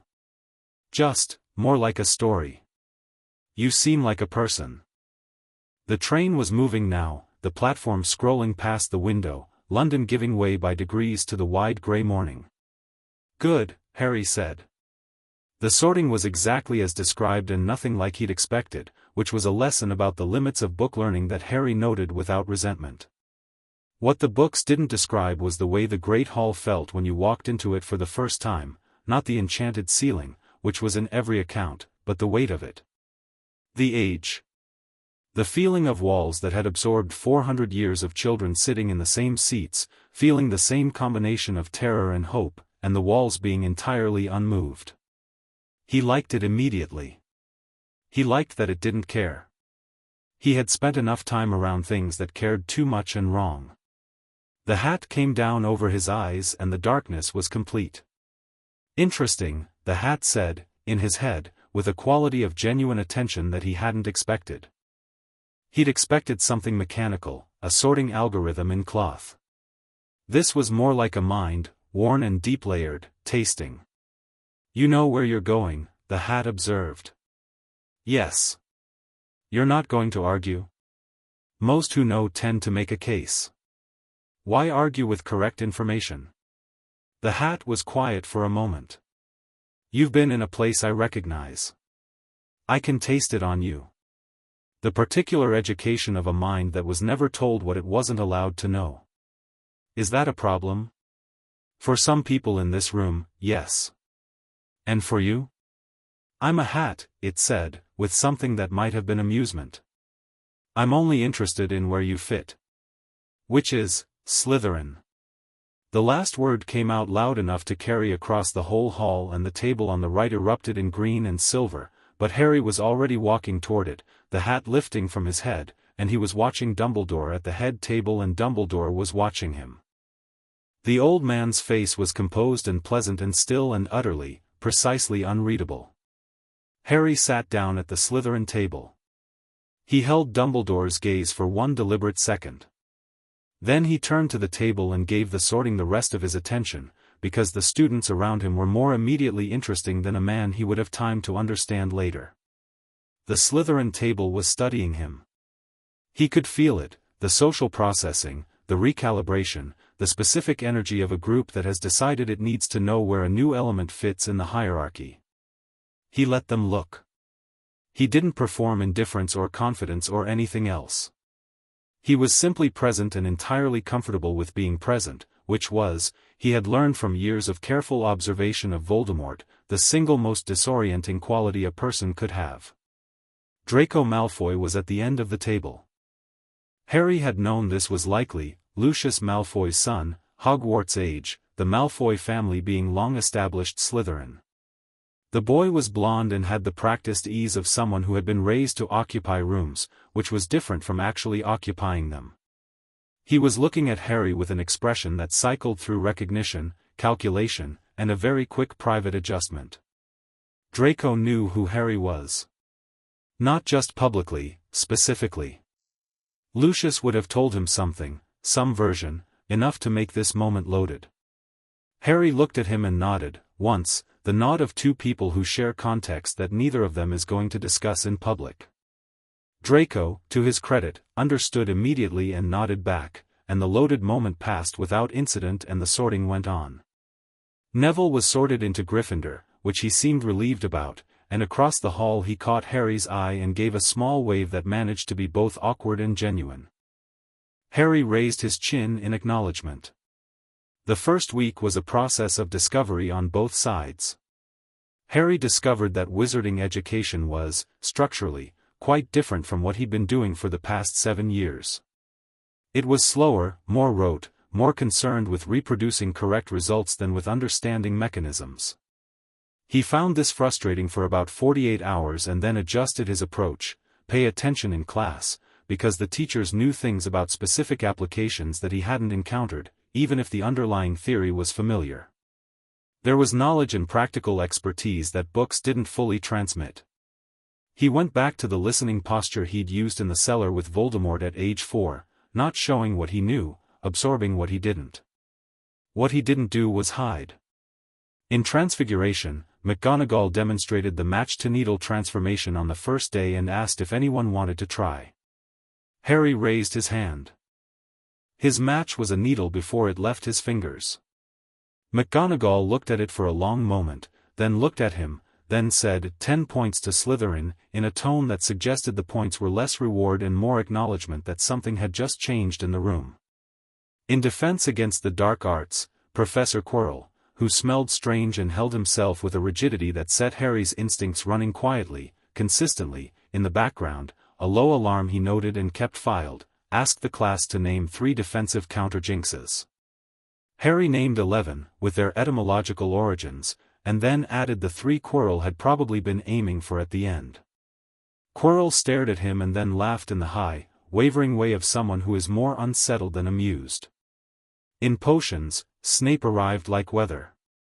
He moved through the dungeon classroom with the controlled energy of someone who had transformed bitterness into precision, his black robes settling around him as he stopped at the front and let his gaze travel the room with the deliberate unhurry of a man who knows that making people wait is a form of authority. His eyes reached Harry and stopped. "Potter," Snape said. "Our new celebrity." Harry looked at him without blinking. "Tell me," Snape said, with the specific pleasure of a teacher who has designed a question to embarrass, "what you would get if you added powdered root of asphodel to an infusion of wormwood." "Draught of living death," Harry said. "It's a powerful soporific, substantially more effective than most sleeping potions because it operates on magical consciousness rather than just the physical nervous system. The asphodel and wormwood combination is the base. The full recipe requires bezoa. Where did you read that?" Snape said. The pleasure had shifted to something else. Most Patendi potions, Arsenius Jigger, 1534 edition. And Podmore's Advanced Brewing Theory, which goes into more detail on the mechanism. Podmore's Advanced Brewing Theory is a 7th-year text. "I know," Harry said. "It was in the library I had access to." Snape was looking at him with the particular expression of a man who had prepared a trap and watched it fail to trip. He moved on, and the class moved on, and Harry watched Snape teach and found, to his genuine interest, that underneath the theater and the cruelty as pedagogy was an actual mind, one that understood potions at a level that made most of the assigned textbooks look like pamphlets. That was worth paying attention to. After class, as students were leaving, Snape said, "Potter." A moment. Harry stayed. When the room was empty, Snape turned and looked at him with an expression that had shed the performance entirely and was simply direct. "Where were you," Snape said, "for the last 8 years?" "Yorkshire," Harry said. Snape's jaw tightened. "Don't." "That's the answer I'm giving," Harry said, not unkindly. "I'll tell you this, I was safe. I was educated. I was not, at any point, at Privet Drive." He held Snape's gaze. "You're going to report to Dumbledore that something is wrong. I know that. I'm not asking you not to." Snape looked at him for a long moment. "You're not concerned about you reporting what you observed?" "No. You observed a student who knows too much." "That's accurate. Dumbledore will know that too, the first time he has a real conversation with me." Harry picked up his bag. "What I'd ask is that you don't tell him more than you know. Just tell him what you saw." "And if I tell him what I suspect?" "That I was with someone who has access to restricted texts and a willingness to teach them?" "He can suspect that." "It's true." He paused at the door. "The potions curriculum is going to bore me, Professor." I'd appreciate something more challenging when you think it's appropriate. He left before Snape could respond, which was a choice, because leaving before the response was a way of indicating that the response was not necessary, and that too was something Voldemort had taught him, in the long patient years of being shown how power moved through the architecture of a room. Dumbledore asked to see him on the Thursday of the second week. The office was what Harry had imagined from the accounts he'd read, circular, full of silver instruments and the moving portraits and the pervasive sense of an old man's collection of a long life. Fawkes was on his perch and turned his dark eyes to Harry immediately with the particular attention of a creature that doesn't need to perform anything because it has no agenda. Harry looked at the phoenix for a moment. Fawkes looked back. Something passed between them that wasn't communication exactly, but was in the family of it. Dumbledore was behind his desk, and he was exactly as he'd been in the Marble Hall 8 years ago, pleasant, composed, warm in the specific way of a very controlled fire. He was wearing deep red robes and his half-moon glasses, and his expression said, "Welcome, child, let me be kind to you," and Harry sat in the chair across the desk and felt the full force of it and noted, with a detached clinical attention, that if he had been the child Dumbledore designed him to be, it would have worked. It was very good. It was one of the best he'd encountered. "Harry," Dumbledore said, warmly. "I'm so glad to finally sit with you properly. I've been concerned these past years. You weren't where I expected." "No," Harry said. "I wasn't. Can you tell me where you were?" Harry looked at him with a thoughtfulness that was completely genuine. He was deciding, in real time, how to have this conversation, not what to hide, but what kind of truth to offer, because there was a version of this that he'd thought about for months. He had prepared for this meeting the way he prepared for everything, thoroughly, from multiple angles, with particular attention to what he wasn't going to give away. "I was being taken care of," Harry said. "I had good food and a warm room and people who took my education seriously." He paused. "Better care than Privet Drive." Dumbledore's expression didn't change visibly. "You know about Privet Drive. I know you planned to put me there and that it wasn't a good plan. The Blood Wards provided protection from external magical threats," Harry said. "Not from the people inside the house."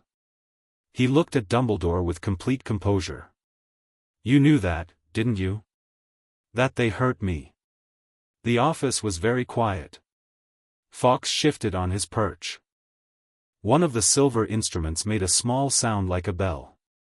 "I knew," Dumbledore said, and he sounded genuinely tired, genuinely sad, and Harry believed the tiredness and the sadness and believed equally that neither of them would change anything the old man had decided.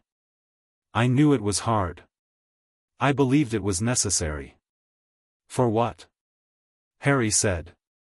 "For what purpose was it necessary?" Dumbledore studied him.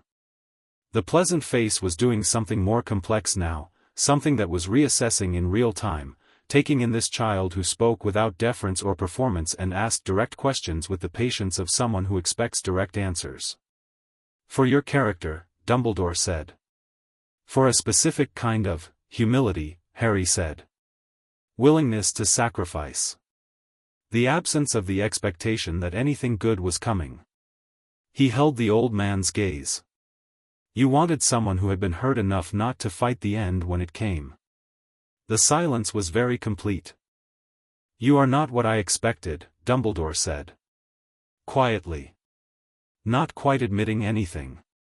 "No," Harry agreed. "I'm not. May I ask who educated you? Who gave you this?" "No," Harry said pleasantly.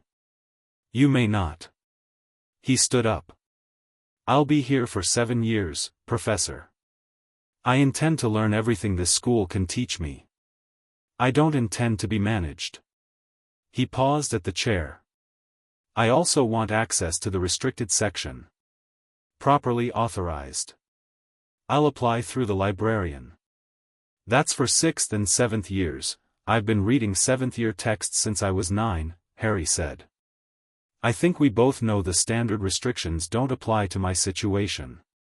He looked at Dumbledore for a moment, directly, without aggression, without hostility, but with a clarity that left no ambiguity about the fact that he was being looked at by someone who was not fooled and was not afraid. "I'm not your enemy, Professor. I'm not anyone's enemy, unless they choose it. I'm just not going to be anyone's instrument either." He turned to go. "Harry," Dumbledore said. Harry stopped. "Whatever you were told about me," Dumbledore said, "whatever conclusions you've drawn, I want you to know that everything I have done for the good of the wizarding world. I have made hard choices, yes. But I made them because, I know," Harry said, without turning around. "That's what makes them hard to forgive." He opened the office door. "Good evening, Professor." He walked out. The stone steps spiraled down behind him and he walked through the corridors of Hogwarts with the castle settling around him, the suits of armor and the moving staircases and the ghosts drifting through walls like afterthoughts of people, and he felt the weight of the place, the old certain weight, and he thought, "This is going to be interesting." He also sent Morrigan out that evening with a message written in the private cipher he and Voldemort had established before September. The message was short. "He's exactly what you said. So am I. First week, good. Next update in a month unless something changes." He sealed it and sent it, and Morrigan went out the window into the dark with the particular attitude of an owl who thought highly of herself, and Harry sat on his bed in the Slytherin dormitory with the other boys sleeping around him and Nagini not here and the more not outside the window and the familiar absent smell of old paper and Yorkshire cold, and he sat with it for a while, the specific texture of a first absence, and then he opened a book and read until the candles burned low. He was not lonely. He didn't have enough practice with company to miss it precisely. But he noted the quiet. He filed it. He went back to his book. Down the corridor, in his private room, Draco Malfoy was staring at the ceiling and thinking about the boy who had looked at his father's employer and said okay with the composure of someone twice his age and walked away with a bank ledger under his arm. He was trying to recalibrate everything his father had told him about Harry Potter, and he was finding that most of it needed replacing. In the headmaster's office, Dumbledore sat very still behind his desk for a long time. Fawkes watched him. The portraits of former headmasters watched him. The silver instruments ticked and spun. He was thinking about a child who should have arrived broken and had arrived instead like a question he hadn't been asked and didn't know the answer to. He was thinking about what it meant that somewhere in the wizarding world, someone had gotten to Harry Potter first. And he was thinking, with the long, patient, terrible intelligence of a man who had been playing the longest game in the room for 70 years, about what he was going to do about it. Chapter 4, The Architecture of Enemies. October settled over Hogwarts like a second castle, the cold coming down from the mountains, the lake going dark and still, the corridors full of the smell of fireplaces and damp wool and the particular collective anxiety of a student body approaching its first set of assessments. The castle changed in October. The shadows deepened. The suits of armor seemed to move a little more at night. The staircases rearranged themselves with more frequency, as if restless. Harry found he liked October. He had established, by the end of September, a few things about how Hogwarts worked that the books hadn't covered adequately. First, the social hierarchy of Slytherin House was maintained not through actual power but through the performance of power, which meant it was made of paper and dissolved immediately when someone stopped acknowledging it. Second, the castle itself was responsive in ways that went beyond the standard enchantments documented in Hogwarts, a history. Third, the defense against the dark arts classroom smelled, in a specific corner near the back, of something that set his instincts running that same low quiet alarm they'd been running since September 1st and Quirrell's first class. He dealt with these discoveries in order. The Slytherin hierarchy, Draco Malfoy held the top position by inherited assumption, with Crabbe and Goyle as structural supports, Pansy Parkinson as social enforcement mechanism, and a loose circle of others who maintained their standing through proximity. It was, Harry thought, a very inefficient system, built on who your parents were rather than what you could do, which meant it broke every time someone new entered who didn't care about parents. He hadn't intended to dismantle it. It had simply become irrelevant. The first week, When Draco had moved to claim the seat beside Harry in potions, Harry had let him sit there and they'd worked through the boil-cure potion in companionable silence, and Harry had corrected 2 steps that would have caused Draco's to curdle without being asked, and Draco had looked at him with the expression of someone recalibrating in real time. By the second week they'd reached a kind of working arrangement. Draco maintained his public performances and Harry ignored them entirely, which Draco had understood meant he could also occasionally ignore them, and the two of them had settled into a dynamic that wasn't friendship exactly but was real, which was better than friendship that wasn't. The other Slytherins adapted. Pansy had tried once, in the second week, to deploy the specific social weapon of pointed exclusion, seating arrangements, conversations that stopped when Harry arrived, and Harry had sat down in the middle of it and started reading and simply not participated in the drama, and by the time she'd worked through the fact that it required a target's awareness to work, the moment had passed. After that she watched him with a calculating attention that he respected. Blaise Zabini hadn't tried anything. He just watched, from the first day, with the quiet intelligence of someone gathering information before acting. Harry had noticed him noticing, and one afternoon in the common room had said, without looking up from his book, "You can just ask, if you have questions." Blaise had been quiet for a moment. Then, "How did you get this good at potions?" "I had access to the right books." "Snape looked at you like you were a problem he hadn't scheduled." "I know," Harry said. "I'm fine with that." Blaise looked at him for a while. "You're not scared of any of them?" "The teachers." "They're people," Harry said. "Why would I be scared of people?" "Because they have authority over us." "Authority is a structure people agree to," Harry said. "I agree to certain parts of it. The educational parts. I don't agree to the parts that are just about making me smaller." He turned a page. "That's not defiance, it's just accuracy." Blaise thought about this for a long time. Then he moved to the chair beside Harry's and opened his own book. They didn't speak again for 2 hours, and at the end of it Blaise said good night and went to bed, and from that point they studied together most evenings, in a companionship built on mutual respect for silence. The smell in the defense classroom was getting stronger. By mid-October, Harry had identified it as the olfactory residue of legilimency, not being practiced now, but having been practiced recently and extensively, leaving traces in the air the way strong magic always did if you knew how to notice. He'd encountered the same traces in Voldemort's study after the evenings they'd spent working through mind magic theory. It was distinctive, metallic, slightly sweet, with a quality that sat behind the nose rather than in it. He started paying different attention in Quirrell's classes. Quirrell was frightened. This was the first and most obvious thing. Everything the man did was structured around a deep, operative terror: the stammer, the turban, the way he moved around the edge of rooms rather than through them, the way he flinched at sudden sounds. Most people read this as weakness.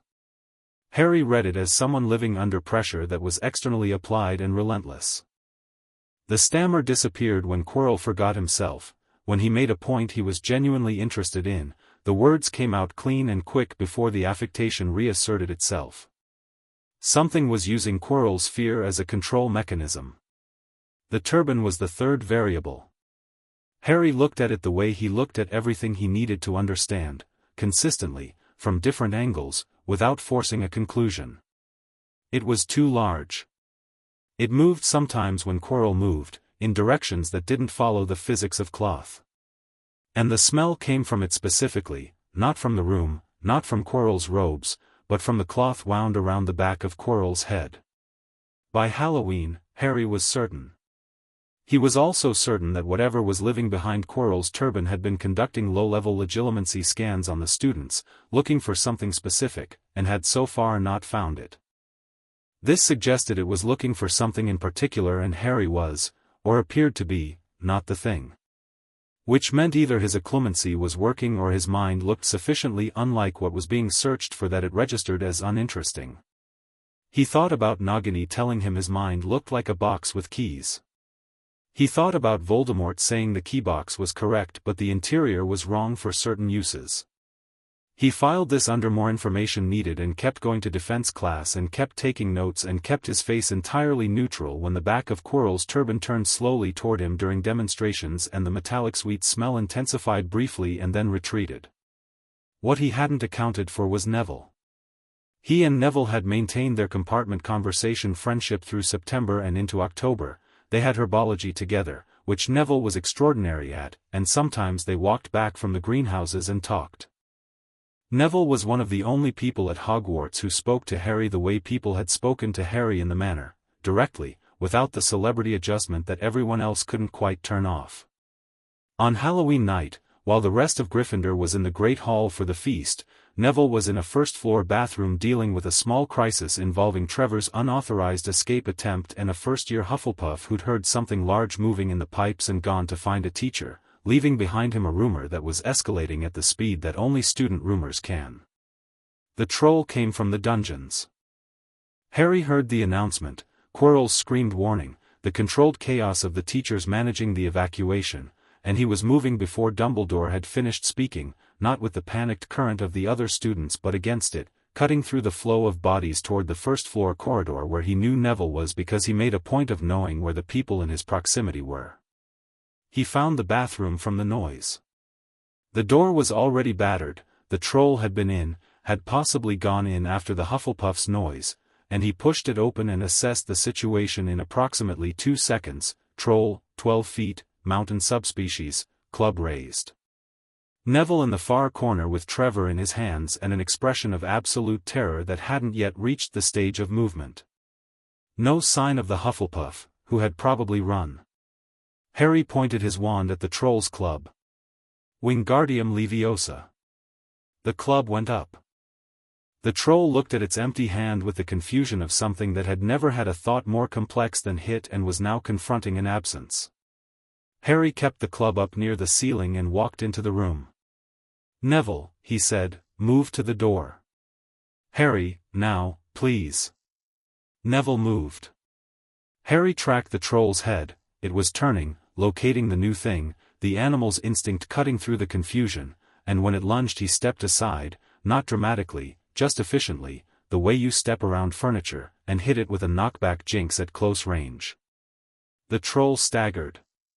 Harry hit it again, twice, rapid and precise, and on the third impact the troll went down. It wasn't unconscious. It was sitting on the bathroom floor looking stunned, which was sufficient for right now. Harry stood over it for a moment, wand still up. Then he lowered it and turned around. Neville was in the doorway with Trevor clasped to his chest and an expression that was cycling rapidly through several stages. You, Neville said, just moved it around a bit, Harry said. He stepped over a section of demolished sink. Are you hurt? No. Neville looked at the troll. You're not even, he gestured at Harry's face, which was doing nothing in particular. Most people would be, I've practiced for things like this, Harry said.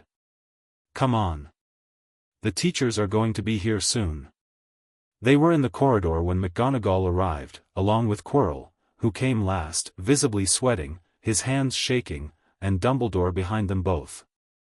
McGonagall took in the bathroom, the troll, and the 2 first years in the corridor and compressed 3 separate reactions into a single expression. Dumbledore looked at Harry with the long steady attention of a man updating a calculation. Were you 2 in there? McGonagall said. Neville was, Harry said. I went to help. You went to, McGonagall stopped. Mr. Potter, a mountain troll, is down, Harry said, not disrespectfully. It's not unconscious, it'll need binding before it wakes up. He paused. Knockback jinx, 3 applications, approximately 1-second intervals. I can write it up if that's useful for the record. McGonagall looked at him for a very long moment. 10 points to Slytherin, she said, a little stiffly, like the points were being forced from her by the sheer weight of accuracy. And 10 to Gryffindor for Mr. Longbottom's composure. She turned to manage the troll situation and Harry put his wand away. He looked at Quirrell. Quirrell was looking at the troll with an expression of intense interest that had momentarily overridden his performance of fear. The back of the turban was oriented toward the troll. The smell intensified briefly, assessing, calculating, and then Quirrell's eyes moved to Harry and the smell shifted quality, became something focused, and then retreated behind the performance of shock. Harry filed this under confirmed, and walked back to the feast. The thing under the school was the next piece.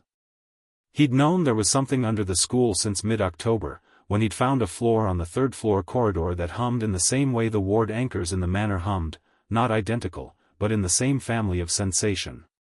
He'd been told the corridor was off-limits and had treated this information as topographical rather than directive. There is a place that is off-limits, this is the shape of the space around it, this is what it means that the off-limits place hums. He went on the 1st of November. Not because he'd planned Halloween to work out as an opportunity. It worked out as an opportunity, the teachers were occupied, the corridors were largely empty, the third floor was deserted, and Harry had learned, from years of being taught by someone who treated opportunity as a language, to read when a door had opened. He found the locked door easily. Opened it. Alhambra was the obvious first attempt, and the obvious first attempt worked, and inside was the dog. 3 heads, enormous, and beneath its paws, barely visible, a trapdoor. Harry stood in the doorway. He and the dog looked at each other. The dog growled, low and rolling, all 3 throats contributing. Harry looked at the 3 sets of eyes and thought, with genuine interest, about the kind of thing you'd keep a dog like this to guard, and then he backed out of the room and locked the door again and went back downstairs. He wrote to Voldemort that night. Something's under the school. Heavy guard, multi-layered. Cerberus on the first layer. Whatever it is, both Dumbledore and the thing in Quirrell's turban want it.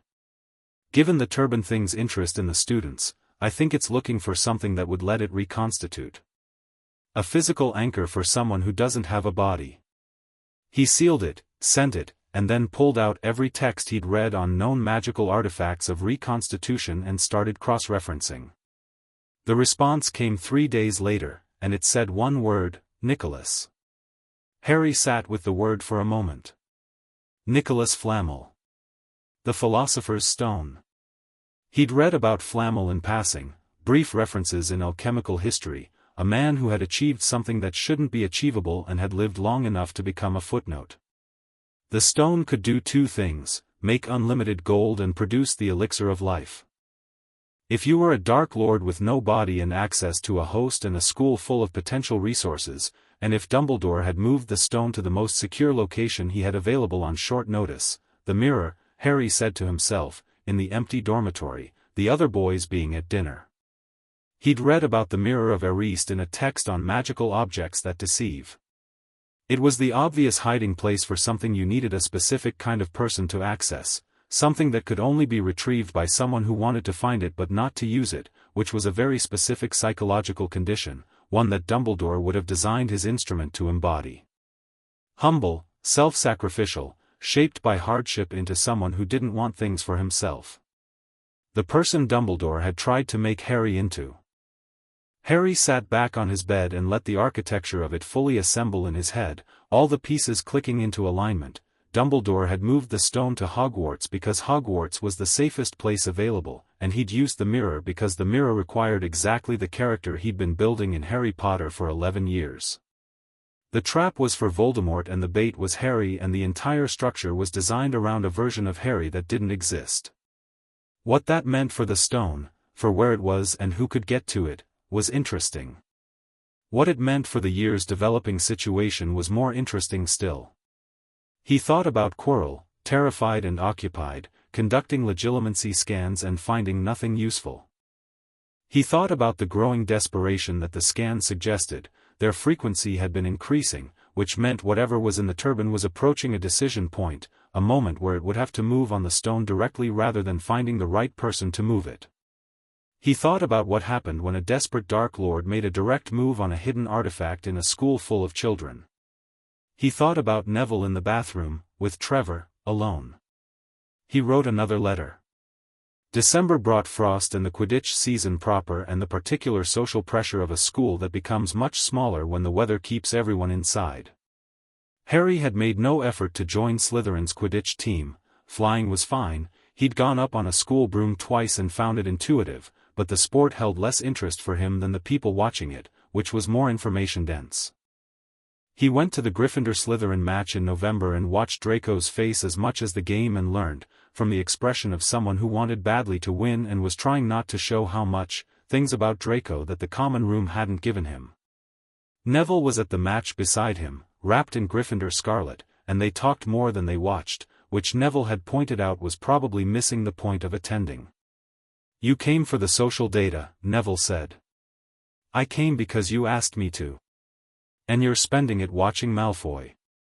"Malfoy is interesting," Harry said. "He wants something he doesn't have a name for and it makes him mean to people he'd probably like if he could stop performing at them." Neville considered this. That's quite a lot to get from someone's face at a Quidditch match.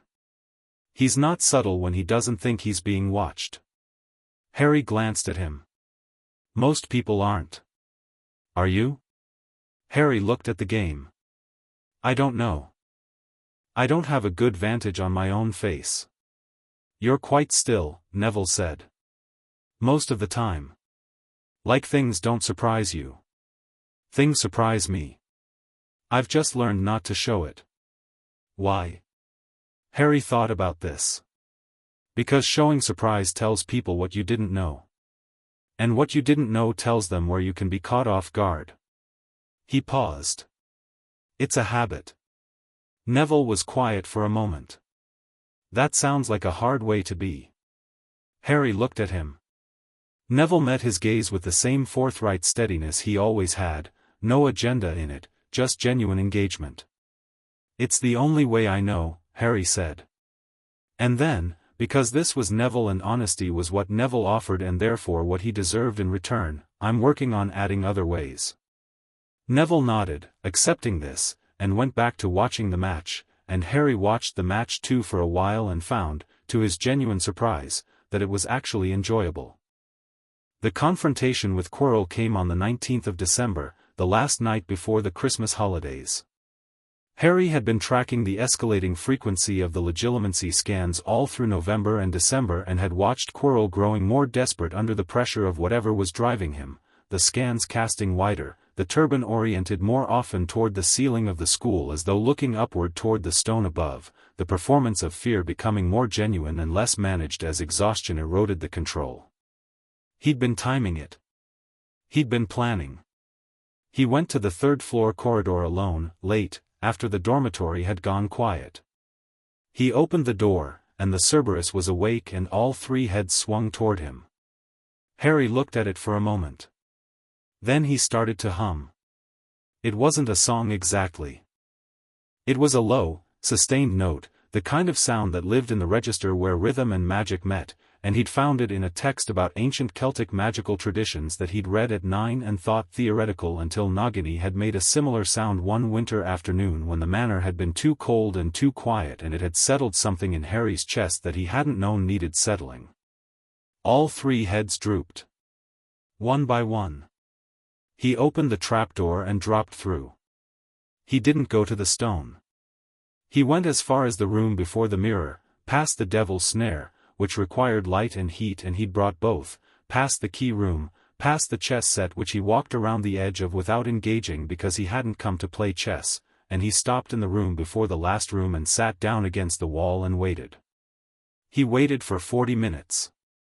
Then the door opened and Quirrell came in. The defense professor was in his traveling robes, wand already out, the turban slightly askew from the speed of his progress, and he stopped when he found Harry sitting against the wall in the dark with perfect composure, and the expression on his face was not surprise, it was recognition, and underneath the recognition was something that was the furthest thing from fear. The fear performance dropped entirely. "You knew I was coming," Quirrell said. His voice was clean. No stammer. "I knew you'd have to come soon," Harry said. The scans were getting desperate. Quirrell tilted his head. The turban shifted. "The scans," he said. I can smell legilimency, Harry said. The magic has a residue. I've been watching you use it since September. He looked at Quirrell, past Quirrell, really, at the turban, at what was behind it. I know what's in the room beyond. I know what you are. The silence was very complete. Then you know, Quirrell said, slowly, that you should be afraid. Of what? Harry said. Of the fragment of Voldemort that's been living in the back of your skull for a year? He's a shade, Professor. A remnant. The stone would change that, yes, that's what you're here for, but right now, tonight, you're a desperate man who's run out of other options, and the thing driving you is a memory of power that can't do very much more than it's been doing. He said Voldemort's name the way he always said it, a name. Not a symbol. Not a weapon. Just a name. Quirrell was staring at him. Then the turban unwound, slowly, deliberately, something else taking over the movement of Quirrell's hands, and on the back of Quirrell's head was a face that Harry had never seen but would have recognized from any description. The flat nose. The red-slitted eyes. The chalk-white skin stretched over bones that were not quite human anymore.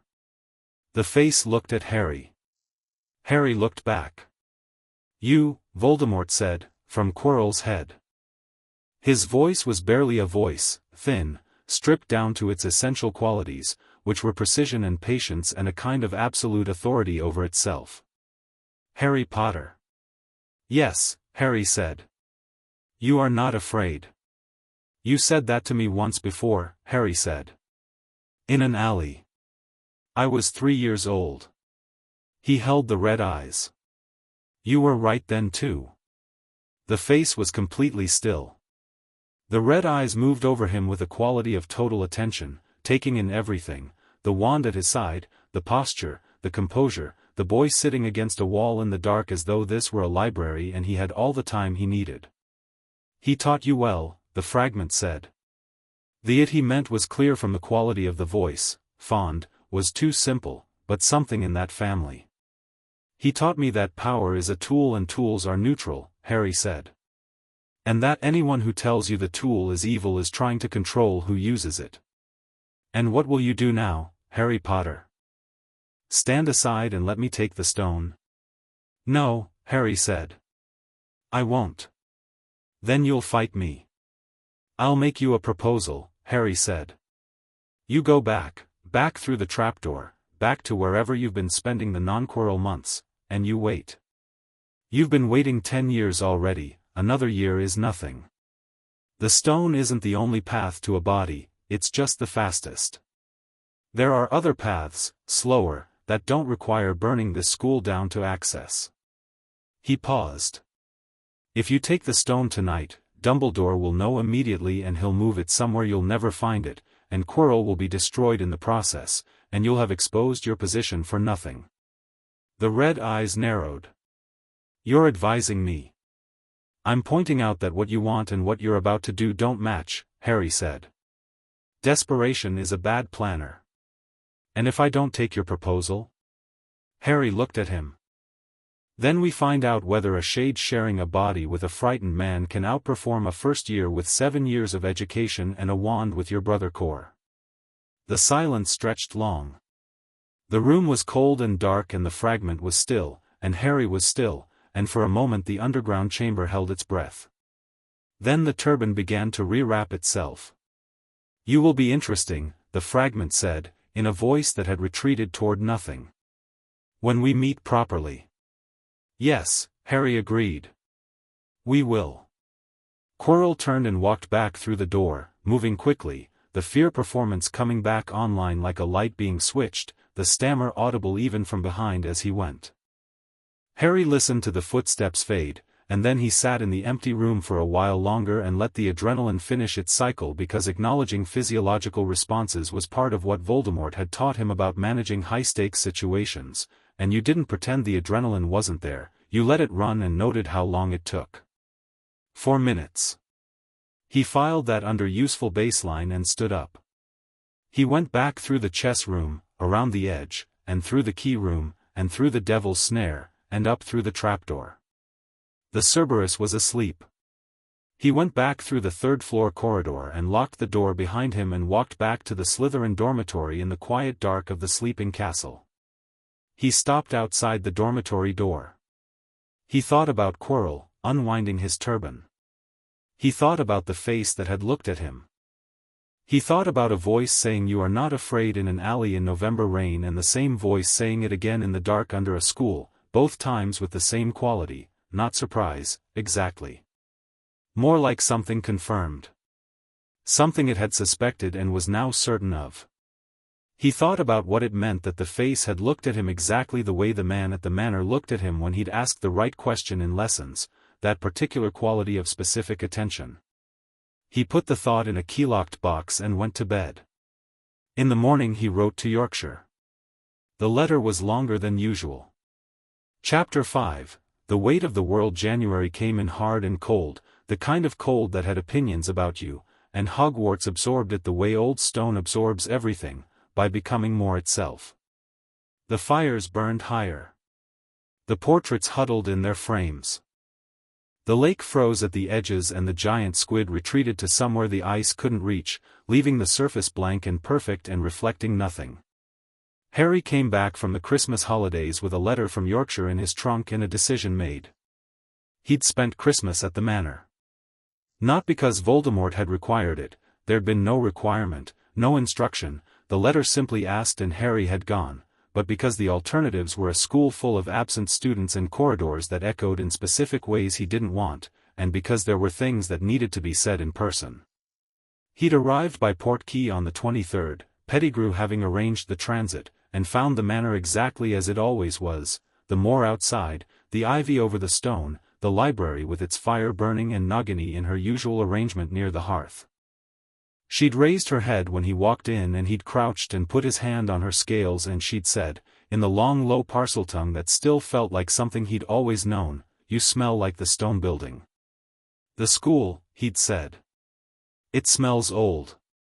And complicated." She'd tasted the air. "You smell complicated too now." "I suppose I am." She'd regarded him for a moment. "The Dark One is in his study. He's been thinking very hard for 2 months." "About what?" "About you," Nagini said, with the frankness of a creature that saw no reason to soften things. "He does that sometimes. He thinks he hides it, but he smells different when he does it." Harry had stayed crouched with his hand on her scales and let that information sit where it landed. Then he'd stood up and gone to the study. Voldemort was at his desk with maps and texts arranged in the careful way that meant he'd been working a problem from multiple angles for some time. He looked up when Harry came in, and what happened to his face was the same thing it always did when he looked at Harry, a very brief, quickly managed shift that in anyone with a less fortified interior landscape would have been called relief.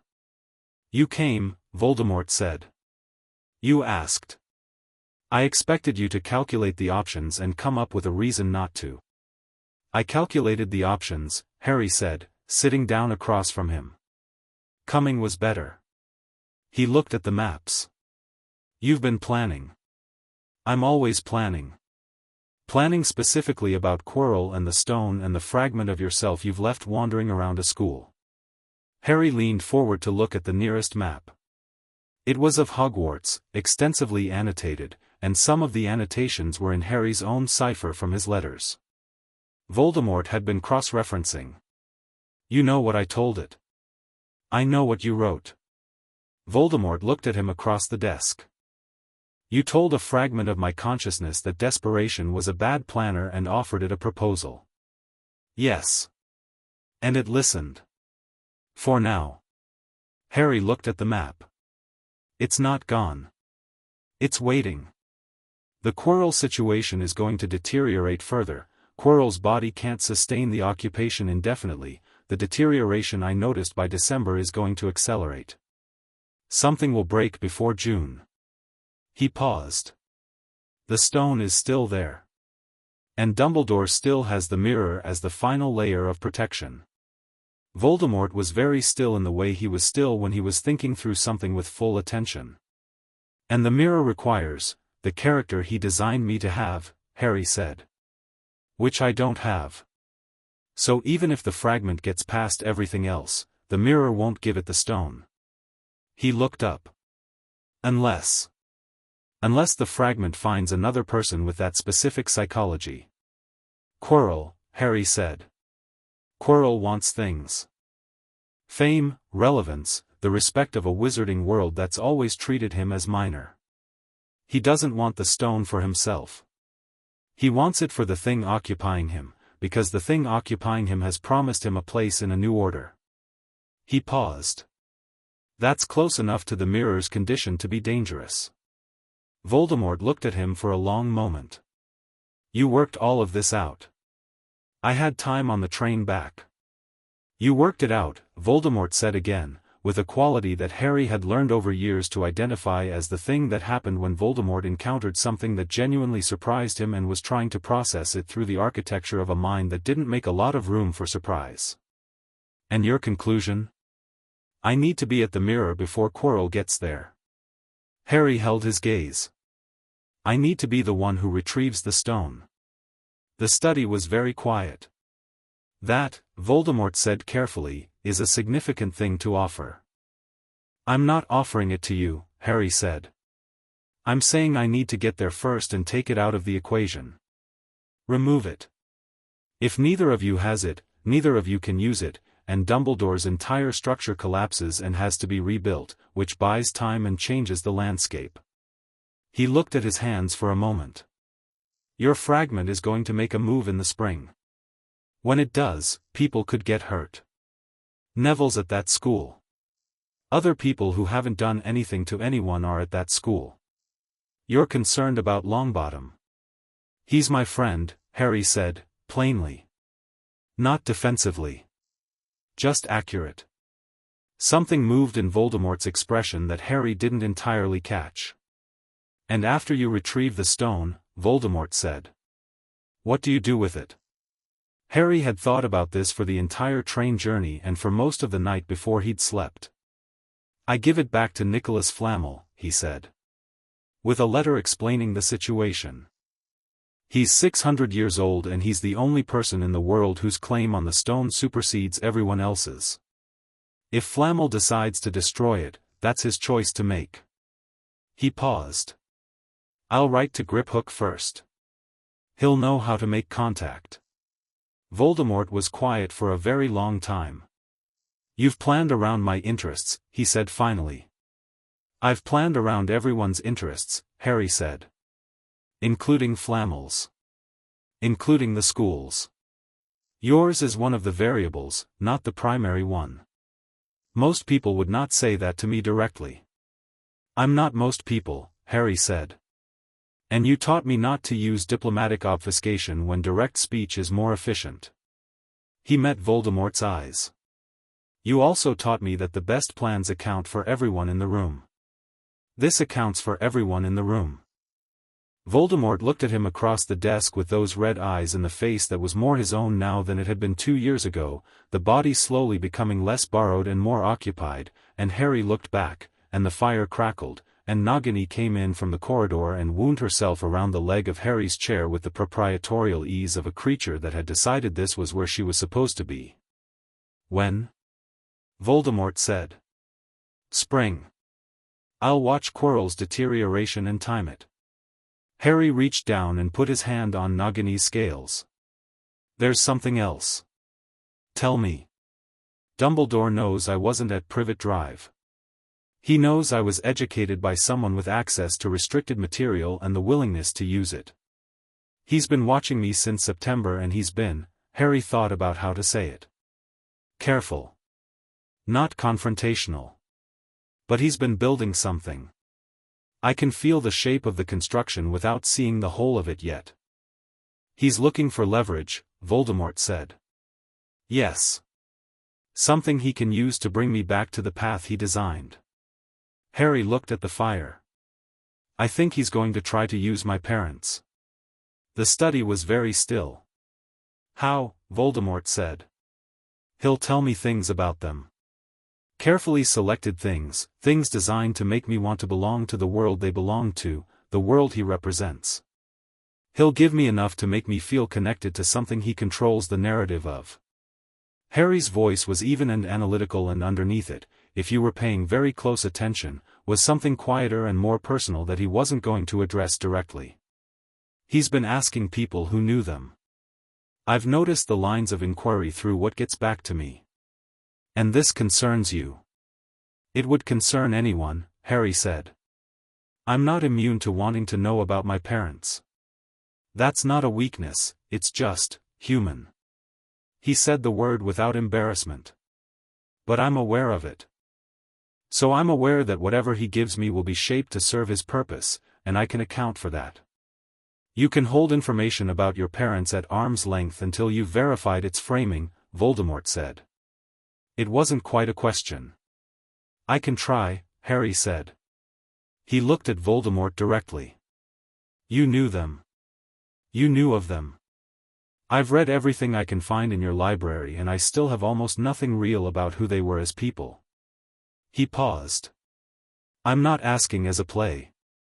I'm asking because I'd rather get whatever's true from you than get something shaped from him. The fire was the only sound for a long moment. Your mother, Voldemort said slowly, was one of the most gifted witches of her generation. Not gifted in the way talent reviews mean, gifted in the sense that magic came to her the way it comes to you, as something native rather than learned. She was also exact about things that mattered to her. She didn't compromise on them, and she didn't soften her opinions when softening would have been politically easier. He paused. I understand, retrospectively, where you came from. And my father? Brilliant. Arrogant in the way people are arrogant when they're genuinely exceptional and haven't been given enough resistance to smooth it down. He cared very much about his people and would do anything for them. Another pause. He was also funny. I encountered accounts of it from people who knew him. He used humor as a deflection, sometimes. And sometimes as a genuine thing. He looked at Harry. You don't use humor that way. No, Harry agreed. But I understand it. He was quiet for a moment. Thank you. Voldemort said nothing. He picked up one of his maps and looked at it, which was the motion of a man who has given something significant and needs to redirect before the significance becomes a problem. Harry let it go. He returned to Hogwarts on the 1st of January with the decision made, the plan established, and the specific kind of settled clarity that came from having talked through a problem with someone who would tell him the truth about all of it. The letter was in his trunk, the documentation. The signed form from Gringotts, the one Griphook had filed in the archive. Griphook had made him a copy, pressed into his hands during the vault visit in August, without explanation and without ceremony, and Harry had read it on the train and filed it in the locked box in the back of his mind under use when ready. He decided, by mid-January, that ready was now. He went to see Dumbledore on a Thursday evening. The office was warm, the fire high, Fawkes on his perch. Dumbledore looked up from his desk with the pleasant composed expression and said, Harry, come in, and Harry came in and sat down and put the copy of the Gringotts document on the desk between them. Dumbledore looked at it. His expression didn't change, but behind the half-moon glasses something did. Where did you get this? He said. Gringotts, Harry said. There are more copies. That one is mine. You should know that the original is in the archive and has been there for 8 years, so any action taken against this copy doesn't affect the record. He held Dumbledore's gaze. I thought you should have the information before we talk about what comes next. Dumbledore picked up the document. He read it. He was very still while he read it, and Harry watched him the way he watched everything important, completely, without expression, storing. Dumbledore set the document down. Harry, he said, gently. Whatever you've been told about this, it's a transaction record, Harry said. Signed by you and Lucius Malfoy, witnessed by the duty goblin, dated November 1983. It specifies the terms of the custody transfer, my person, in exchange for a 10-year delay in Voldemort's return and certain guarantees of contained damage. He paused. I haven't been told anything about it. I can read. Dumbledore was quiet. You sold me, Harry said. Not metaphorically. Not as an approximation of something more complicated. You sat in Gringotts at midnight and you signed a document transferring custody of a 3-year-old child to a representative of the man who had just murdered that child's parents. His voice was completely level. I want to understand your reasoning. The prophecy, I've read the prophecy, Harry said. Dumbledore stopped. Not the full text. But enough, you've referenced it in 7 documented conversations with ministry officials, all on record at the Wizengamot archive, which Griphook helped me access in August. Harry looked at him. The one with the power to vanquish the Dark Lord. Born as the 7th month dies. Marked as his equal. He tilted his head. The prophecy doesn't specify how I'm supposed to be raised. It doesn't specify that I need to be broken to be useful. Those were your additions. The fire crackled. Fawkes made a low sound, almost musical. My additions, Dumbledore said, were based on 60 years of understanding prophecy and the specific conditions under which I'm going to stop you, Harry said, not unkindly, because I can hear the argument you're about to make and I've already had it in my head several hundred times and I know where it goes. It goes to the greater good. It goes to the long view. It goes to necessary sacrifice and the mathematics of how many people are protected by the controlled suffering of one. He paused. I know that argument. I know it from your perspective and from the opposing perspective and from several perspectives in between. I've had 7 years of education that specifically included how power justifies itself. Dumbledore was looking at him with an expression that had finally, completely, shed the pleasant composure and was simply the face of an old man looking at something he hadn't accounted for. You want me to acknowledge what I did, Dumbledore said. I want you to understand that I know what you did, Harry said. Whether you acknowledge it is your business. I'm not here for an apology. He looked at the document on the desk. I'm here because you have things that belong to me and I want them.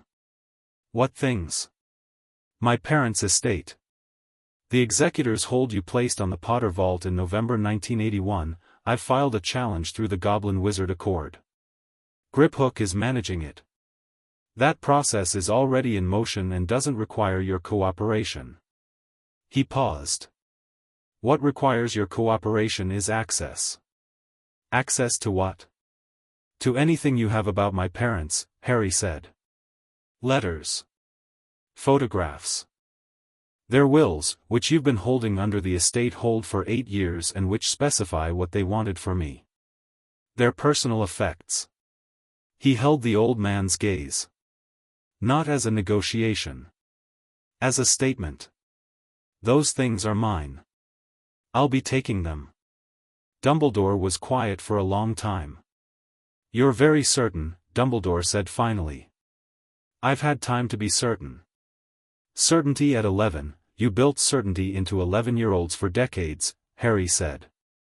You built it into the Death Eaters you lost to Voldemort, who were certain of blood supremacy at school age.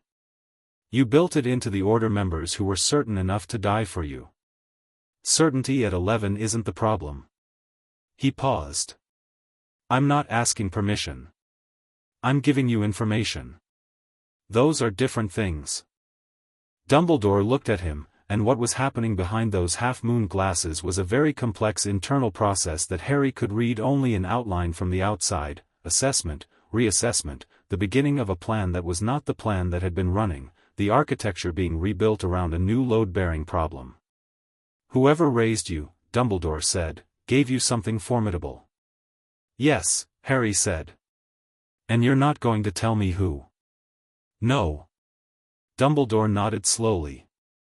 Then he opened the drawer of his desk and took out a small box, wooden, old, bound with the particular kind of subtle ward that indicated contents rather than security. The ward said important, not keep out. He set it on the desk beside the Gringotts document. Your mother's letters, he said. And 2 photographs. The rest of the estate items are in storage at the ministry. The challenge through Gringotts will release them. He looked at the box for a moment. I kept these separately. I told myself it was for when the time was right. And now? Now the time seems to have decided for itself. He pushed the box across the desk. Harry. Whatever you think of me, I think you're intelligent and genuinely motivated by something you believe is good, Harry said, picking up the box, and that those qualities together make you the most dangerous kind of person. Not because you're evil. Because you're certain you're not. He stood up. I'll see you in class, Professor. He picked up the Gringotts document. He picked up the box. He walked to the door. The stone, Dumbledore said. Harry stopped. You know about it, Dumbledore said. I know you know. I need to know, I'm handling it, Harry said. It won't leave the school in the wrong hands, Harry said. That's what you're worried about. It won't. He opened the door. I'll be in touch about the estate documents. He walked out. He sat in the library alone for an hour before he opened the box. He'd chosen a table near the back, in the section on magical genealogy where nobody went voluntarily, and he sat with the box in front of him and let the hour pass. The castle settled around him, old and unmoved, and he let it be a container while he did the work of being very still inside a feeling he didn't have an efficient name for. Then he opened the box. There were 3 letters, folded small, Lily's handwriting on the outside of each. There were 2 photographs, moving, the wizarding kind. He looked at the photographs first. The first one, his parents at what looked like a summer gathering, outdoors, trees behind them. His mother was laughing at something off camera, genuinely, her whole face in it, and she was beautiful the way people are beautiful when they're fully present in a moment. His father had his arm around her and was watching her laugh with an expression that Harry had no reference for in his own experience, total, uncomplicated joy in another person's existence. The second one, Lily holding an infant who was, evidently, him. She was looking down at the baby with an expression that was nothing like the photographs Harry had seen of parents in books, nothing managed or performative. It was simply, there. Like the ward anchor in the manor's cellar. Warm and specific and entirely present. He sat with the photographs for a while. He didn't open the letters that night. He put them back in the box and put the box in his bag and went back to the Slytherin dormitory and lay on his bed with his hands folded on his chest, and outside the enchanted ceiling showed the January stars, clear and very cold, and Harry lay under them and did the thing he very rarely allowed himself to do, which was feel something without analyzing it first. He gave it 20 minutes. Then he got up and got his advanced potion making notes and worked until midnight, because the feeling had been felt and the letters would wait for a stronger moment and there was work to do. Snape found him the next morning. Not in class, he appeared in the corridor between breakfast and transfiguration, materializing from a side passage with the efficiency of someone who had planned the interception, and said, "Potter." A moment. Harry stopped. "I have transfiguration. This will be brief." Snape looked at him with the dark, precise attention that Harry had come to understand was Snape's version of saying something was serious. "You went to see the headmaster last night. Is that a question?" "The portraits talk," Snape said. "To those who listen." He paused. "What did you give him?" Harry considered Snape for a moment. He thought about the smell of the man, the potion's residue, the ever-present quality of someone who used precision as armor, and he thought about what Snape had done in September, reporting to Dumbledore what he'd observed, and he thought about Snape coming to him in the corridor now, not going to Dumbledore with questions but coming directly, which was a choice. "Information," Harry said. "About what he's done." "Specifically." "Gringotts has a signed document from 1983, Harry said.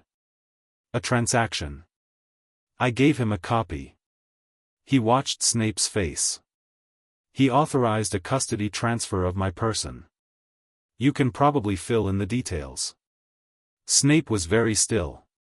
"Then, You know where you were. I've known since I was 7. And you know who, yes. Does Dumbledore know you know who? He knows I was educated by someone specific. He doesn't know by whom yet.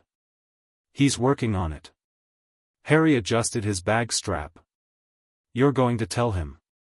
I don't know who, Snape said. You suspect. Snape's jaw tightened. Potter, you loved my mother, Harry said. The corridor was absolutely silent. Snape looked at him with an expression that had abandoned all of its careful construction and was just a face, just a person, for about 2 seconds before the construction came back.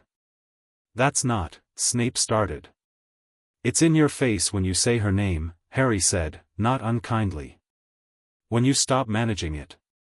In potions sometimes, when something comes up tangentially, you get a look that lasts about a second. He held the man's gaze. I notice things.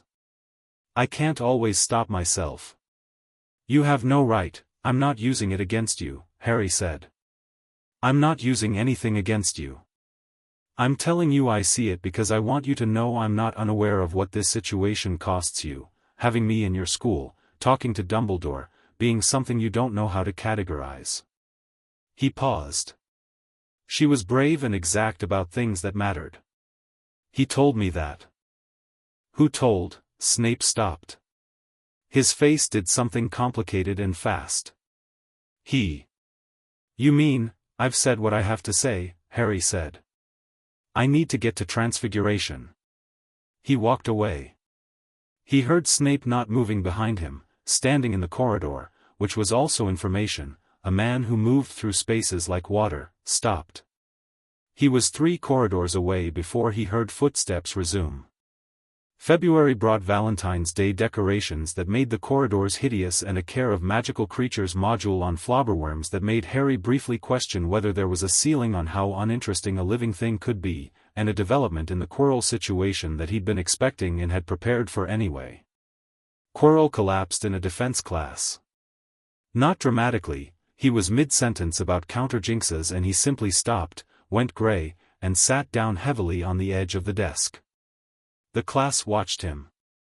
Harry watched the turban, which was doing the thing it did when the fragment was more present than usual, a slight shifting in the back, oriented toward students, scanning. Then Quirrell straightened and said, with no stammer, class dismissed, and it was the fragment saying it, not Quirrell, and 3 people in the front row went pale at the voice. The fragment was running out of patience. Harry wrote to Yorkshire that night, spring is moving to March. Maybe earlier. The body is deteriorating faster than I estimated. The response came in 2 days, the timing is yours. Trust it. He thought about that phrasing for a long time. Trust it. Not trust yourself. Trust it. Like the timing was a thing with its own intelligence, its own schedule, and his job was to read it correctly rather than control it. He filed that under things that are true about power and went back to watching Quirrell. The confrontation with Dumbledore's broader network came in March, 10 days before Harry judged Quirrell's situation would reach its breaking point. It came from an unexpected direction, Molly Weasley. She came to the school, officially to visit her son Percy, who was a prefect, but the timing was pointed and Dumbledore had clearly arranged the visit, and she intercepted Harry in the main corridor after lunch with the specific energy of a woman who has decided to be warm at something and is going to succeed by force of will. She was broad and red-haired and her face was full of the kind of love that expressed itself as management. Harry, dear, she said, and the dear landed with the weight of a claim. I've been so wanting to meet you. I'm Molly Weasley, Arthur and we were friends with your parents, you know. Such dear, dear people. Harry looked at her. He understood immediately what this was. He wasn't angry about it. He was simply clear. Hello, Mrs. Weasley, he said politely. You must come to the Burrow this summer, she said, with the warmth of someone who has planned several moves ahead and believes warmth is sufficient to execute them. It's nothing grand but it's full of life and I think you could use some family feeling, couldn't you? After everything. She looked at him with a compassion that was genuine, he thought. She wasn't performing the compassion, she actually felt it, which made her a more complicated version of the same instrument. "That's very kind," Harry said. "We have 6 boys and a girl, and they'd all love to know you, Mrs. Weasley," Harry said. "Who suggested you speak to me?" She paused. The warmth adjusted, recalibrated. "Well, Dumbledore mentioned." "Yes," Harry said. "I thought so." He looked at her and made a choice, because she was a genuine person and genuine people deserved honest engagement. "I'll say this plainly because I think you'd prefer plain. I know Professor Dumbledore is concerned about me and is building connections he thinks I need. I'm not offended by that. But I want to know when an introduction is arranged because it helps me understand what I'm actually looking at." He paused. "You seem like a good person who loves her children. I mean no disrespect to that." She looked at him for a moment. The compassion was still there but it had shifted quality, it was looking at him more carefully now, seeing something it hadn't expected. "You're very young to be this, I know," Harry said. "I've had an unusual education." "Unusual," she said. Quietly. Like she was testing the word. "I'd genuinely like to meet your family sometime," Harry said. "On its own terms, if that's possible. I'm quite interested in people who build things that hold together." He meant the burrow and everything it represented and she knew he meant it and something shifted in her expression, the managed warmth becoming something more unguarded. "This summer," she said. "If you want to come." "I'll think about it," he said, honestly. She nodded. She looked at him one more time with the specific attention of a woman who has raised 6 children and knows when something doesn't fit its category. Then she walked back toward Percy's corridor and Harry watched her go. He'd meant what he said. He was interested in people who built things that held together. He just needed to look at anything connected to Dumbledore's network with the understanding that the connection existed before the relationship could be assessed on its own. That was accuracy, not paranoia. There was a difference and he kept the difference clearly labeled. On the 15th of March, Quirrell stopped coming to dinner. On the 17th, he missed his first class. Harry heard this from Blaise, who heard it from a 5th year who'd been expecting a session on advanced shield charms. Harry was in the library when the information reached him, and he set down his book and sat with it for exactly 30 seconds. Then he stood up and went to find Neville. He found him in the greenhouses, which was where Neville usually was when given unstructured time. Neville was talking to a mandrake in the measured tones of someone who genuinely believed the plant could hear him, which it probably could. "I need to tell you something," Harry said. Neville looked up. Something in Harry's voice reached him immediately, not alarm, but significance, and Neville had the particular gift of knowing when a moment required full attention. "Okay," Neville said. "There's going to be something happen in the school. Soon. I can't tell you everything but I want you to know that I've planned for it and the people in this school are safe." Harry paused. "If something seems to go wrong, if there's a general alarm or Quirrell is found unconscious or anything in that category, stay in your dormitory. Don't come looking for it." Neville looked at him steadily. "Are you going to be safe?" "Yes." "You sound like you mean that." "I do mean it." Neville was quiet for a moment, turning a trowel in his hands. "Is there anything I can do?" "Be exactly where I said," Harry said. "That's enough." Neville nodded. He looked back at his mandrake. Then, without looking up, "Harry. Whatever's going on, you know he stopped, not quite finding the word. "I know," Harry said. It was the truth. He did know. He'd been adding to the "I know what other people look like" box all year, and what Neville looked like was loyalty built from honesty rather than strategy, the kind that didn't require maintenance because it wasn't performed. He'd known it since the train. He walked back to the castle. He went down to the Slytherin dormitory and sat on his bed and thought about the photographs in the wooden box and about a woman laughing off camera and a man watching her with uncomplicated joy, and he let himself feel, for the length of time it took the castle's evening bells to toll 6, something that he was going to have to find a word for eventually but didn't have one for yet. Then he put on his robes and picked up his wand and went to find a corridor that smelled of legitimacy and desperation and the beginning of an ending. The castle was warm around him. The suits of armor stood their places. The torches burned. He went through the 3rd floor door at 6:10, and this time he didn't hum the Cerberus to sleep. He looked at its 3 heads and said, in Parseltongue, "I need to pass. I mean no harm to you." All 3 heads regarded him with their enormous eyes. Then they lay down. He went through. Chapter 6, Neither Master nor Slave. The trapdoor was already open. Harry looked at it for a moment, the Cerberus sleeping behind him, the square of darkness ahead, the faint smell of something burned drifting up from below. He'd expected to be first. He recalibrated without breaking stride, swung his legs over the edge, and dropped through. The devil's snare was dead. Not burned away, dead, the way plants die when something fundamental to their environment changes abruptly. The vines hung limp and brown from the ceiling and walls, desiccated, crumbling at the edges. Whatever had come through ahead of him had killed it by a different method than fire, something that had pulled the life out at the root rather than burning from the outside. Harry noted this and moved through quickly, the dead vines brushing his shoulders like paper. The key room was chaos. Every key in the room had been destroyed, they hung in the air still, but shattered, their wings broken, drifting in slow circles like a storm's aftermath. The broom was on the floor, snapped at the handle. The door on the far side stood open, the lock mechanism melted clean. He moved through. The chess room was the one that stopped him. Not because of the chess set, the pieces had been blasted aside, not played, the board cracked down the center, white and black kings both toppled, the room smelling of concussive force magic. It stopped him because of what was on the floor beside the cracked board, Quirrell's turban, unwound, lying discarded on the stone like something shed. Harry crouched and looked at it without touching it.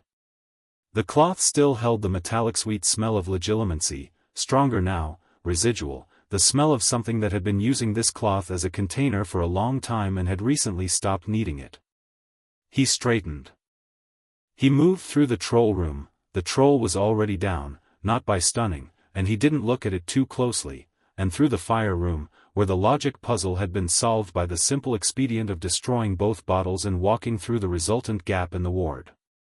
The black flame beyond was extinguished. The purple behind him still burned.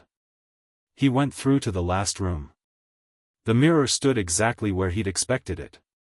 It was enormous, filling most of the far wall, its gold frame tarnished at the edges and the inscription running around the top, Erist stra eru oit ube kafru oit anwosi.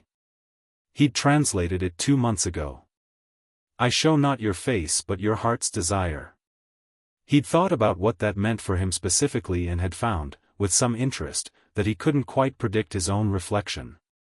There were too many variables in what he wanted for them to resolve into a single image. He didn't look in the mirror yet. He looked at the room.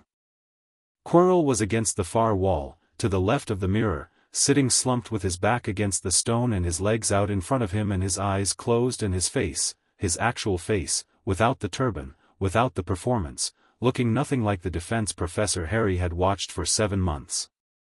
It looked like a person who had been occupied for so long they'd forgotten what unoccupied felt like. His hands were on the floor, palms up. He was breathing. In front of the mirror, between Harry and the glass, stood Voldemort. Not the fragment. Not the shade. Not the thin desperate voice from the back of Quirrell's skull. This was, more. Newly more. The fragment had used whatever it had done to Quirrell in the last hours to make itself, substantial. It wasn't fully corporeal. Harry could see the mirror's surface through him if he looked directly, the reflection behind the figure like light through water. But it was more than the fragment he'd spoken to in December. It was more than the voice in the turban. It was reaching toward something, standing in front of the mirror and reaching toward a body that wasn't yet complete. Harry stood in the doorway. Voldemort turned. The face was the one from December but stronger now, more defined, the red eyes brighter. It looked at Harry with an expression that processed several things rapidly: recognition, reassessment, a quality of being genuinely unsure what it was looking at, which was rare enough in those eyes that it registered. "You came," it said. "I said I would," Harry said. "You said you'd come before me." "I came first." "I know." Harry looked at the mirror. "Did you look?" The red eyes flickered, a very fast motion. "The mirror shows what the viewer desires most deeply." "I desired the stone." A pause. "The mirror showed me something I didn't expect." "What?" "That's not your question to ask," Voldemort said. Harry was quiet for a moment. "The stone isn't there yet," he said. "You're standing in front of the mirror but you haven't retrieved it." "No." "Why?" The fragment moved, not toward Harry, just a shift of its orientation, the way something moves when it's deciding. "Because to retrieve it requires a specific condition. The one who wants it not to use it." Those red eyes held Harry's.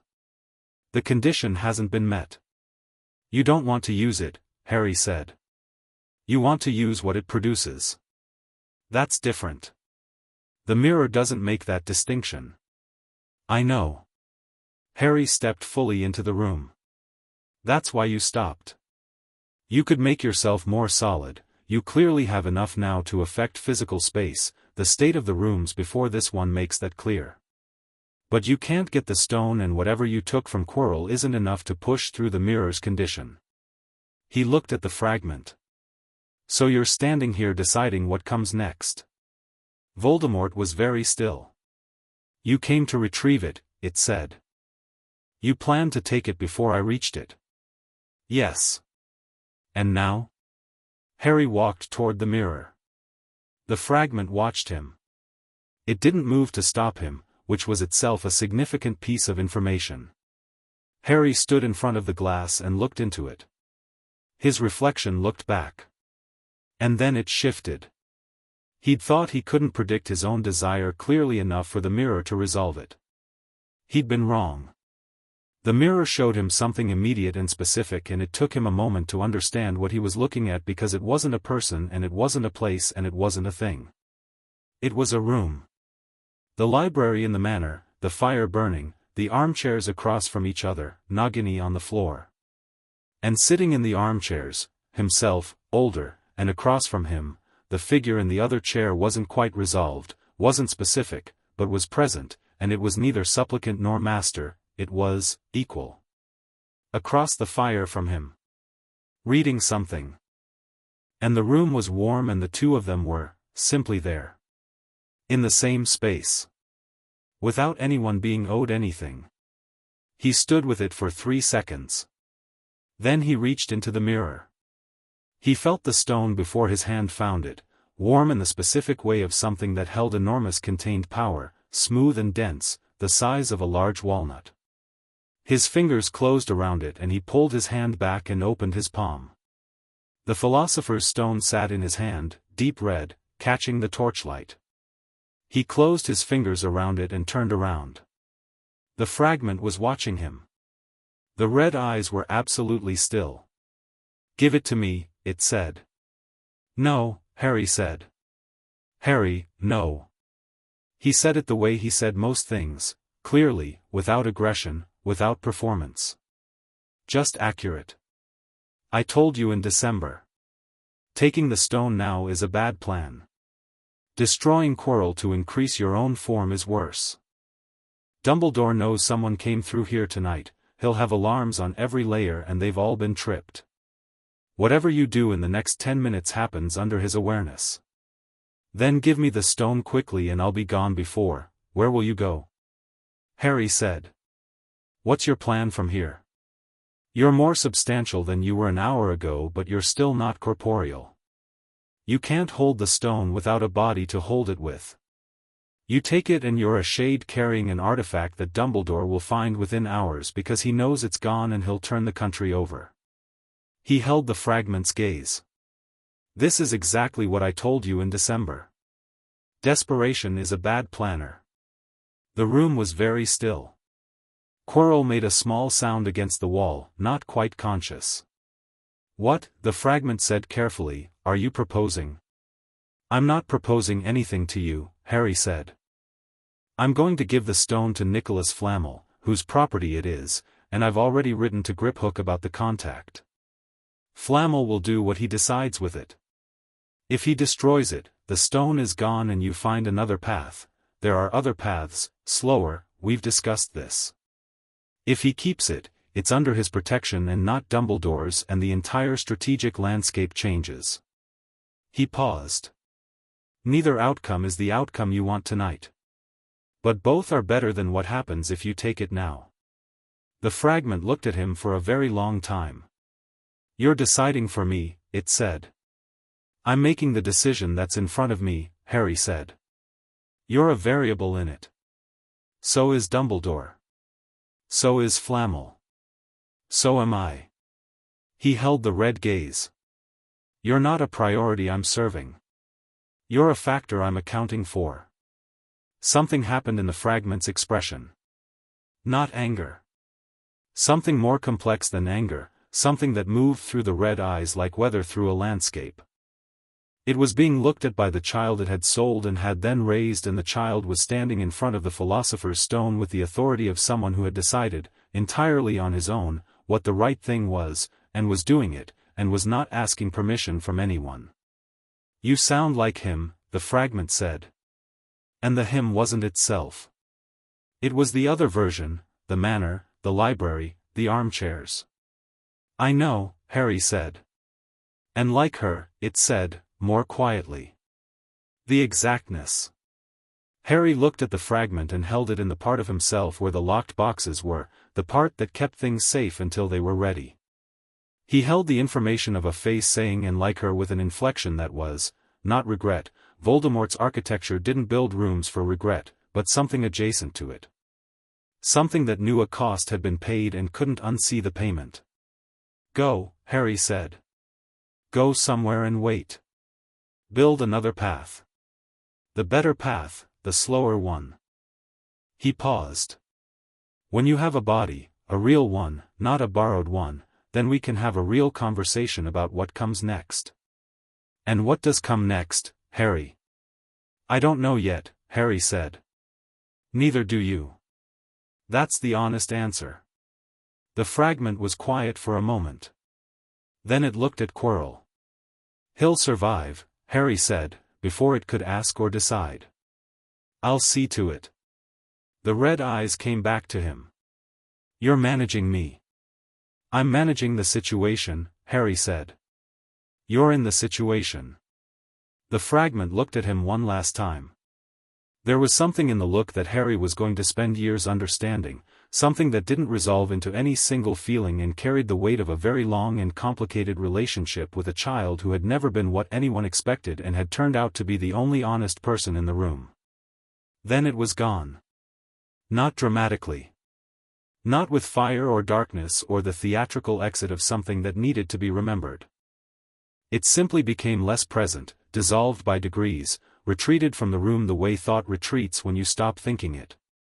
The air in the room changed quality. The metallic sweet smell faded. Harry stood alone with the stone and the unconscious defense professor and the mirror showing him something he was going to put back in a locked box for later. He crossed to Quirrell and crouched down and checked his pulse, his breathing, the state of him. Quirrell was alive. His color was bad and his skin was cold and he'd need care, but he was breathing and his heartbeat was present. Harry cast the 3 stabilizing charms he knew from the first aid theory he'd read at 8. Voldemort had included medical magic in the curriculum early because knowing how people broke was related to knowing how to keep people from breaking, and then he sat back on his heels and let the stone's warmth sit in his closed fist. He took out his wand and wrote a message in light on the wall, Quirrell alive. Needs medical attention. Stone secured. HP. Then he stood up and walked back through the rooms, past the wreckage and the dead snare and the broken keys, up through the trapdoor where the Cerberus was awake again and looked at him with 6 eyes that held no particular malice, just the attention of something very old doing its job. "Thank you," Harry said to it, in Parseltongue. It blinked. All 3 heads, in sequence. He went back to the castle. Dumbledore was waiting in the 3rd-floor corridor. Of course he was. The alarms would have told him the moment the first layer was breached and he'd have been here in minutes. He was standing in the corridor with his wand at his side, not drawn, and Snape was behind him, and McGonagall, and behind her the corridor empty and dark. Harry came through the door and locked it and turned around. He held out the stone. Dumbledore looked at it. He looked at Harry. The expression on his face was the most unguarded Harry had seen it, all the pleasant composure stripped away, all the calculation suspended, just an old man looking at a child who had just come through 6 layers of protection and was handing him the stone with the same matter-of-fact composure with which he handed in Transfiguration assignments. "Quirrell's alive," Harry said. "Through the trapdoor, last room. He needs a healer." He paused. "He'll need careful management.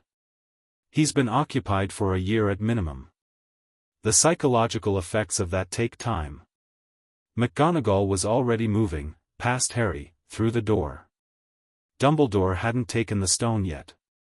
"You retrieved it," Dumbledore said. "I retrieved it," Harry said. "And I'm giving it back to you temporarily, while Griphook arranges contact with Flammel." He met the old man's eyes. "It goes to Flammel. That's the condition." "Harry, the stone is Flammel's property," Harry said. "That's not my invention, it's legal fact. It's on loan to you at his discretion, and that loan has produced a situation that nearly ended badly. He should know what happened and decide what he wants to do with it." Harry extended his hand further. "Take it. But know that Griphook will be in contact with Flammel within the week and I'll be writing to confirm the delivery." Dumbledore took the stone. His fingers closed around it and he held it and looked at Harry over it for a long moment. "The thing in the turban," Dumbledore said carefully. "Was that a confrontation?" "A conversation," Harry said. "And the outcome?" "Resolved," Harry said. "For now."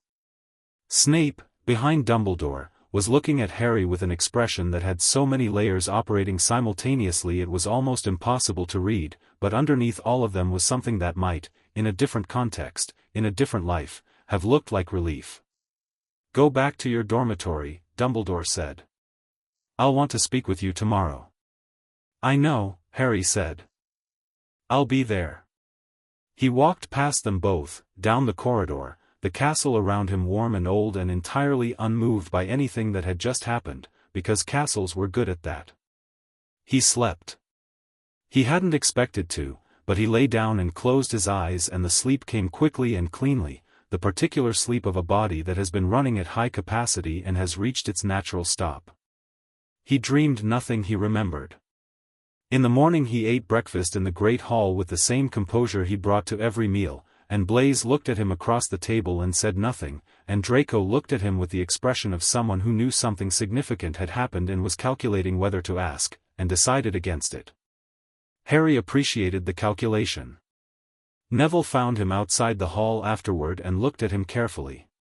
"Okay?" Neville said. "Yes," Harry said. "Everything you said, it happened?" "It happened." Neville nodded. He looked relieved in the specific way of someone who had trusted something they couldn't verify and the trust had been correct. "Right," he said. "Good. And then, because this was Neville, want to come to the greenhouses later?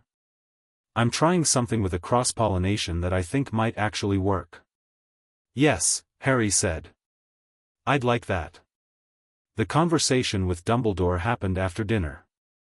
Harry went to the office and sat down and they looked at each other across the desk and the fire and the turning silver instruments, and Dumbledore had the stone set to one side in a small box and his hands folded, and he looked, Harry thought, genuinely tired. Not the strategic tiredness he occasionally performed. Actual tiredness, the kind that lived in old bones and long years and the accumulation of decisions that couldn't be undone. "Tell me what happened last night," Dumbledore said. Harry told him. Factually, in sequence, without editorializing. The rooms, Quirrell's state, the mirror, the stone, the conversation with the fragment.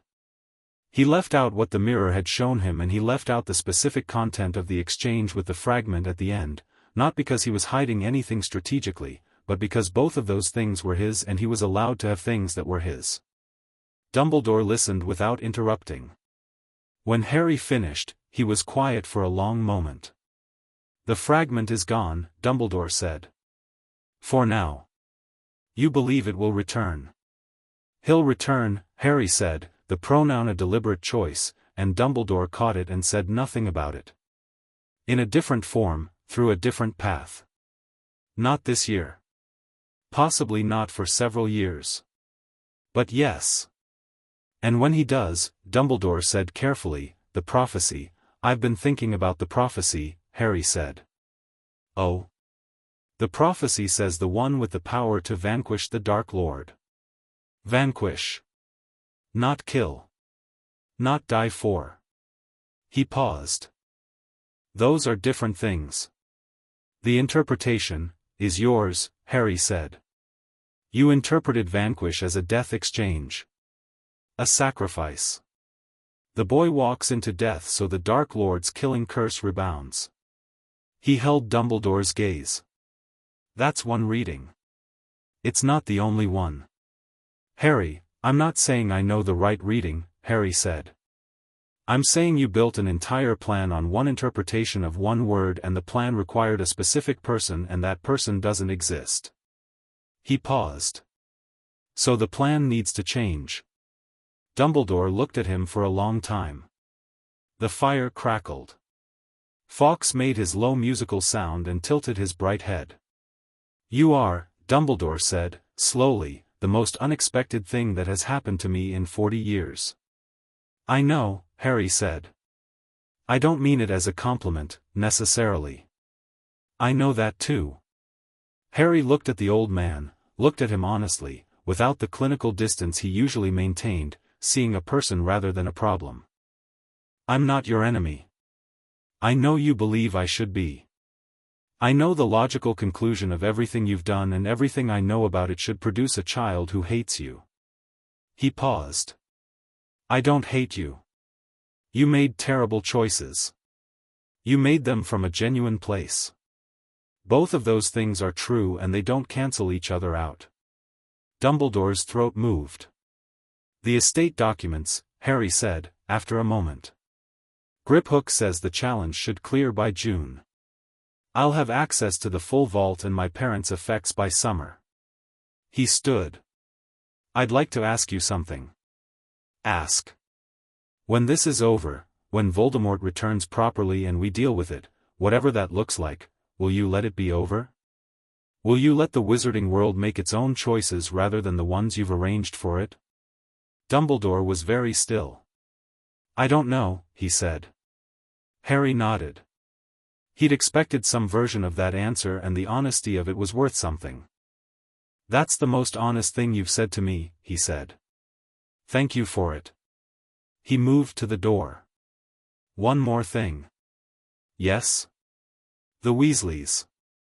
Mrs. Weasley came to speak to me in March." "I know," Dumbledore said. "She's a good person," Harry said. "Whatever you arranged that for, don't use her. She deserves better than being an instrument." He left without waiting for a response. May arrived with its particular light, long and golden, and the school's anxiety shifted from winter darkness to the specific brightness of exams approaching and summer becoming visible at the end of the year like a door opening. Harry moved through it with his established rhythms, the library, the greenhouse with Neville, the evening studies with Blaise, the potion sessions where Snape had quietly begun offering him the more complex additional material he'd asked for in September and neither of them mentioned it or thanked the other for it, which was the correct arrangement. He wrote to Flamel through Griphook. The reply came 3 weeks later, in a handwriting that was startlingly modern from someone 600 years old, brief, direct, asking 3 specific questions about the fragment state and the mirror's security, and then, "I'll come in June. Have Griphook set the arrangements. Thank you for the honest account." Harry wrote back. The exchange had 6 more letters before June, each one precise and informational, and Flamel was nothing like what Harry had expected, not mystical, not grand, just rigorously intelligent and very old in the way that produced efficiency rather than ceremony, because ceremony required energy and energy was finite. He liked him immediately. He told Neville about Flamel over one of their greenhouse afternoons. Not everything, not the fragment, not the stone, not the specifics, but the fact of an ongoing correspondence with a 6th-century-old alchemist, which Neville absorbed with the equanimity he brought to most things. "Is that normal?" Neville said. "For first years?" "I don't think much about me is normal," Harry said. "No," Neville agreed. He repotted a seedling with careful hands. "Does that bother you?" Harry thought about it honestly. "Less than it used to," he said. "I used to not have a reference for normal. Now I have one, this place, this year, and I can see where I don't fit it, and I mostly think the not fitting is fine." He paused. "Some of it I'd change if I could." "What parts?" Harry looked at the seedling in Neville's hands, being placed into new soil with such attention. "I'd like to have had more of this," he said. "This kind of, ordinary. More of it earlier." Neville looked at him. Then he smiled, briefly, the smile of someone who understood exactly what was meant by ordinary and exactly what it cost to not have had it, because Neville's own history with parents who weren't there had its own textures that they'd never discussed directly and probably didn't need to. "Well," Neville said. "You've got it now." "Yes," Harry said. "I have." The end of year brought exams, which Harry completed with the efficient thoroughness of someone who had been overprepared since the age of 8 and found the actual task somewhat anticlimactic. He was not the only one who performed well. Hermione Granger of Gryffindor was evidently excellent, and he'd observed her from a respectful distance all year with the interest he brought to anyone who took knowledge seriously, and they'd had 2 library conversations that were sharp and challenging and he hoped would continue. He was not competing. He was not performing. He simply did the work, and the work reflected what he was, and that was sufficient. Quirrell was released from the hospital wing in April, quiet and thin and clearly navigating the interior damage of a year of occupation. He didn't return to teaching. He was given leave of absence that everyone understood was permanent, and he left at Easter without ceremony. Harry watched him leave from a 3rd-floor window and noted that the man moved more freely without the turban, slower, yes, diminished, but his own. There was something in the upright way he carried himself that suggested he knew this and was choosing to feel it rather than just endure it. Harry hoped he would be all right. He filed this under the category of things I have limited influence over and moved on. On the 1st of June, Flamel came to Gringotts. Harry was there. Griphook met them both in the consultation room where, 11 years ago, a 3-year-old had looked at goblin brewed tea and asked for something warm and been given it. The room was the same. The stone walls, the torch, the table. Griphook sat at the table's head with the particular composure of someone who had been waiting for this meeting for a long time. Flamel was a small man with ordinary hands and very bright eyes and a quality of complete presence that Harry associated only with people who had resolved their relationship with time. Dumbledore brought the stone. He set it on the table in its box and sat back and said nothing. "Well," Flamel said, looking at the box, then at Harry, then at Griphook. "Let's talk about what happens next." They talked for 3 hours. Harry listened more than he spoke, which was correct. Flamel and Dumbledore had a relationship going back decades, and its architecture needed to be visible before Harry could understand where to stand in it. He watched Flamel manage Dumbledore with the ease of someone who had known him long enough to be past impressions and into mechanics. He watched Dumbledore accept being managed with the resigned grace of someone who knew Flamel was one of very few people whose authority he genuinely recognized. At the end of 3 hours, Flamel picked up the stone. "I'll destroy it," he said. It wasn't a question and it wasn't dramatic. It was simply accurate. Dumbledore said nothing. "It's been used as a pawn long enough," Flamel said. "The elixir will run out eventually and we've had enough warning." He looked at Harry. "You were right that it was mine to decide. Thank you for that." "You're welcome," Harry said. Flamel tucked the stone into his coat pocket with the ease of someone pocketing a set of keys. "Come and visit, when you're a little older. I have a library that makes most others look preliminary." He looked at Harry with those very bright eyes. "And I have questions about what you pulled from that mirror." Harry looked at him. "I didn't tell you what I saw." "No," Flamel said pleasantly. "But you told me you retrieved the stone immediately, which means the mirror resolved for you, which means your desire was clear enough to satisfy its condition. What a first-year desires clearly enough for the mirror of Eris to immediately resolve is very interesting to me." He stood. "We'll have time." Harry filed this under "I'll think about later" and stood to shake Flamel's hand. It was a good handshake. Very warm. The hands of someone who had made things all his life. He took the train back south on the 1st of July, the school year ended, the Hogwarts Express moving through green countryside toward the city, and he sat in his compartment with Neville and Blaise and Draco, who had arrived at the compartment door with studied casualness 40 minutes into the journey and been waved in without ceremony, and they talked about nothing much, the four of them, the conversation moving through summer plans and Quidditch tryouts in second year and whether the defense position would find a competent occupant, and Harry sat with his back to the window and the English countryside going past behind him and let the ordinary warmth of a compartment with people in it be what it was. Neville fell asleep somewhere past Birmingham. Blaise read. Draco was doing something with a small transfiguration problem he'd been stuck on for weeks, and Harry leaned over at one point and suggested a different approach without being asked, and Draco looked at him and said, "Obviously I knew that," and tried it and it worked, and they both said nothing further about it. Harry looked out the window. He thought about the year. The things that had happened and the things he'd done and the things he hadn't been able to do and the things that were still coming, because they were still coming. Voldemort would return, some year, some form, some path that neither of them could fully predict yet. The prophecy would demand its resolution eventually, in a shape he hadn't determined and wasn't going to accept on someone else's terms. He thought about the mirror, what it had shown him. The library. The fire. 2 chairs. The figure across from him that wasn't quite resolved. He thought about Nagini sleeping outside his door. He thought about a voice in an alley saying "You are not afraid," and the same voice years later saying "and like her," both times with the quality of someone confirming something they'd suspected and finding the confirmation complicated.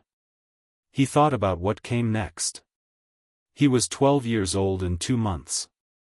He had 7 years of an unusual education and 1 year of a school that had taught him things books couldn't, and a goblin who kept records in the right column, and a 6th-century-old alchemist with a library and questions, and a boy in Gryffindor who cared about his toad and trusted him, and a corridor in Slytherin where people had learned to stop performing at him and started being honest, and a wooden box with photographs that he opened sometimes and sat with.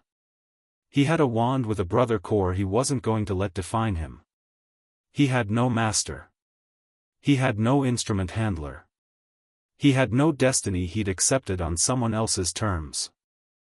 He had, sitting in a locked box that wasn't a box in a library that wasn't a library, a clear image from a mirror that showed not your face but your heart's desire, and what it had shown him was not power or victory or the faces of his parents or the defeat of anyone. It had shown him a room. 2 chairs. A fire. The equal presence of someone who told him the truth and took the truth in return, and the room warm around them both, and nobody owed anyone anything, and the door locked from the inside. He was 12 years old. He had years of work ahead of him. He looked at the English countryside going past outside the window, green and grey and entirely indifferent to everything, and felt the specific quality of being exactly where he was, not where someone had placed him, not where someone's plan required him, but where he'd arrived under his own momentum, and held it the way he held things he was going to need later. The train moved south. King's Cross appeared ahead. The summer opened.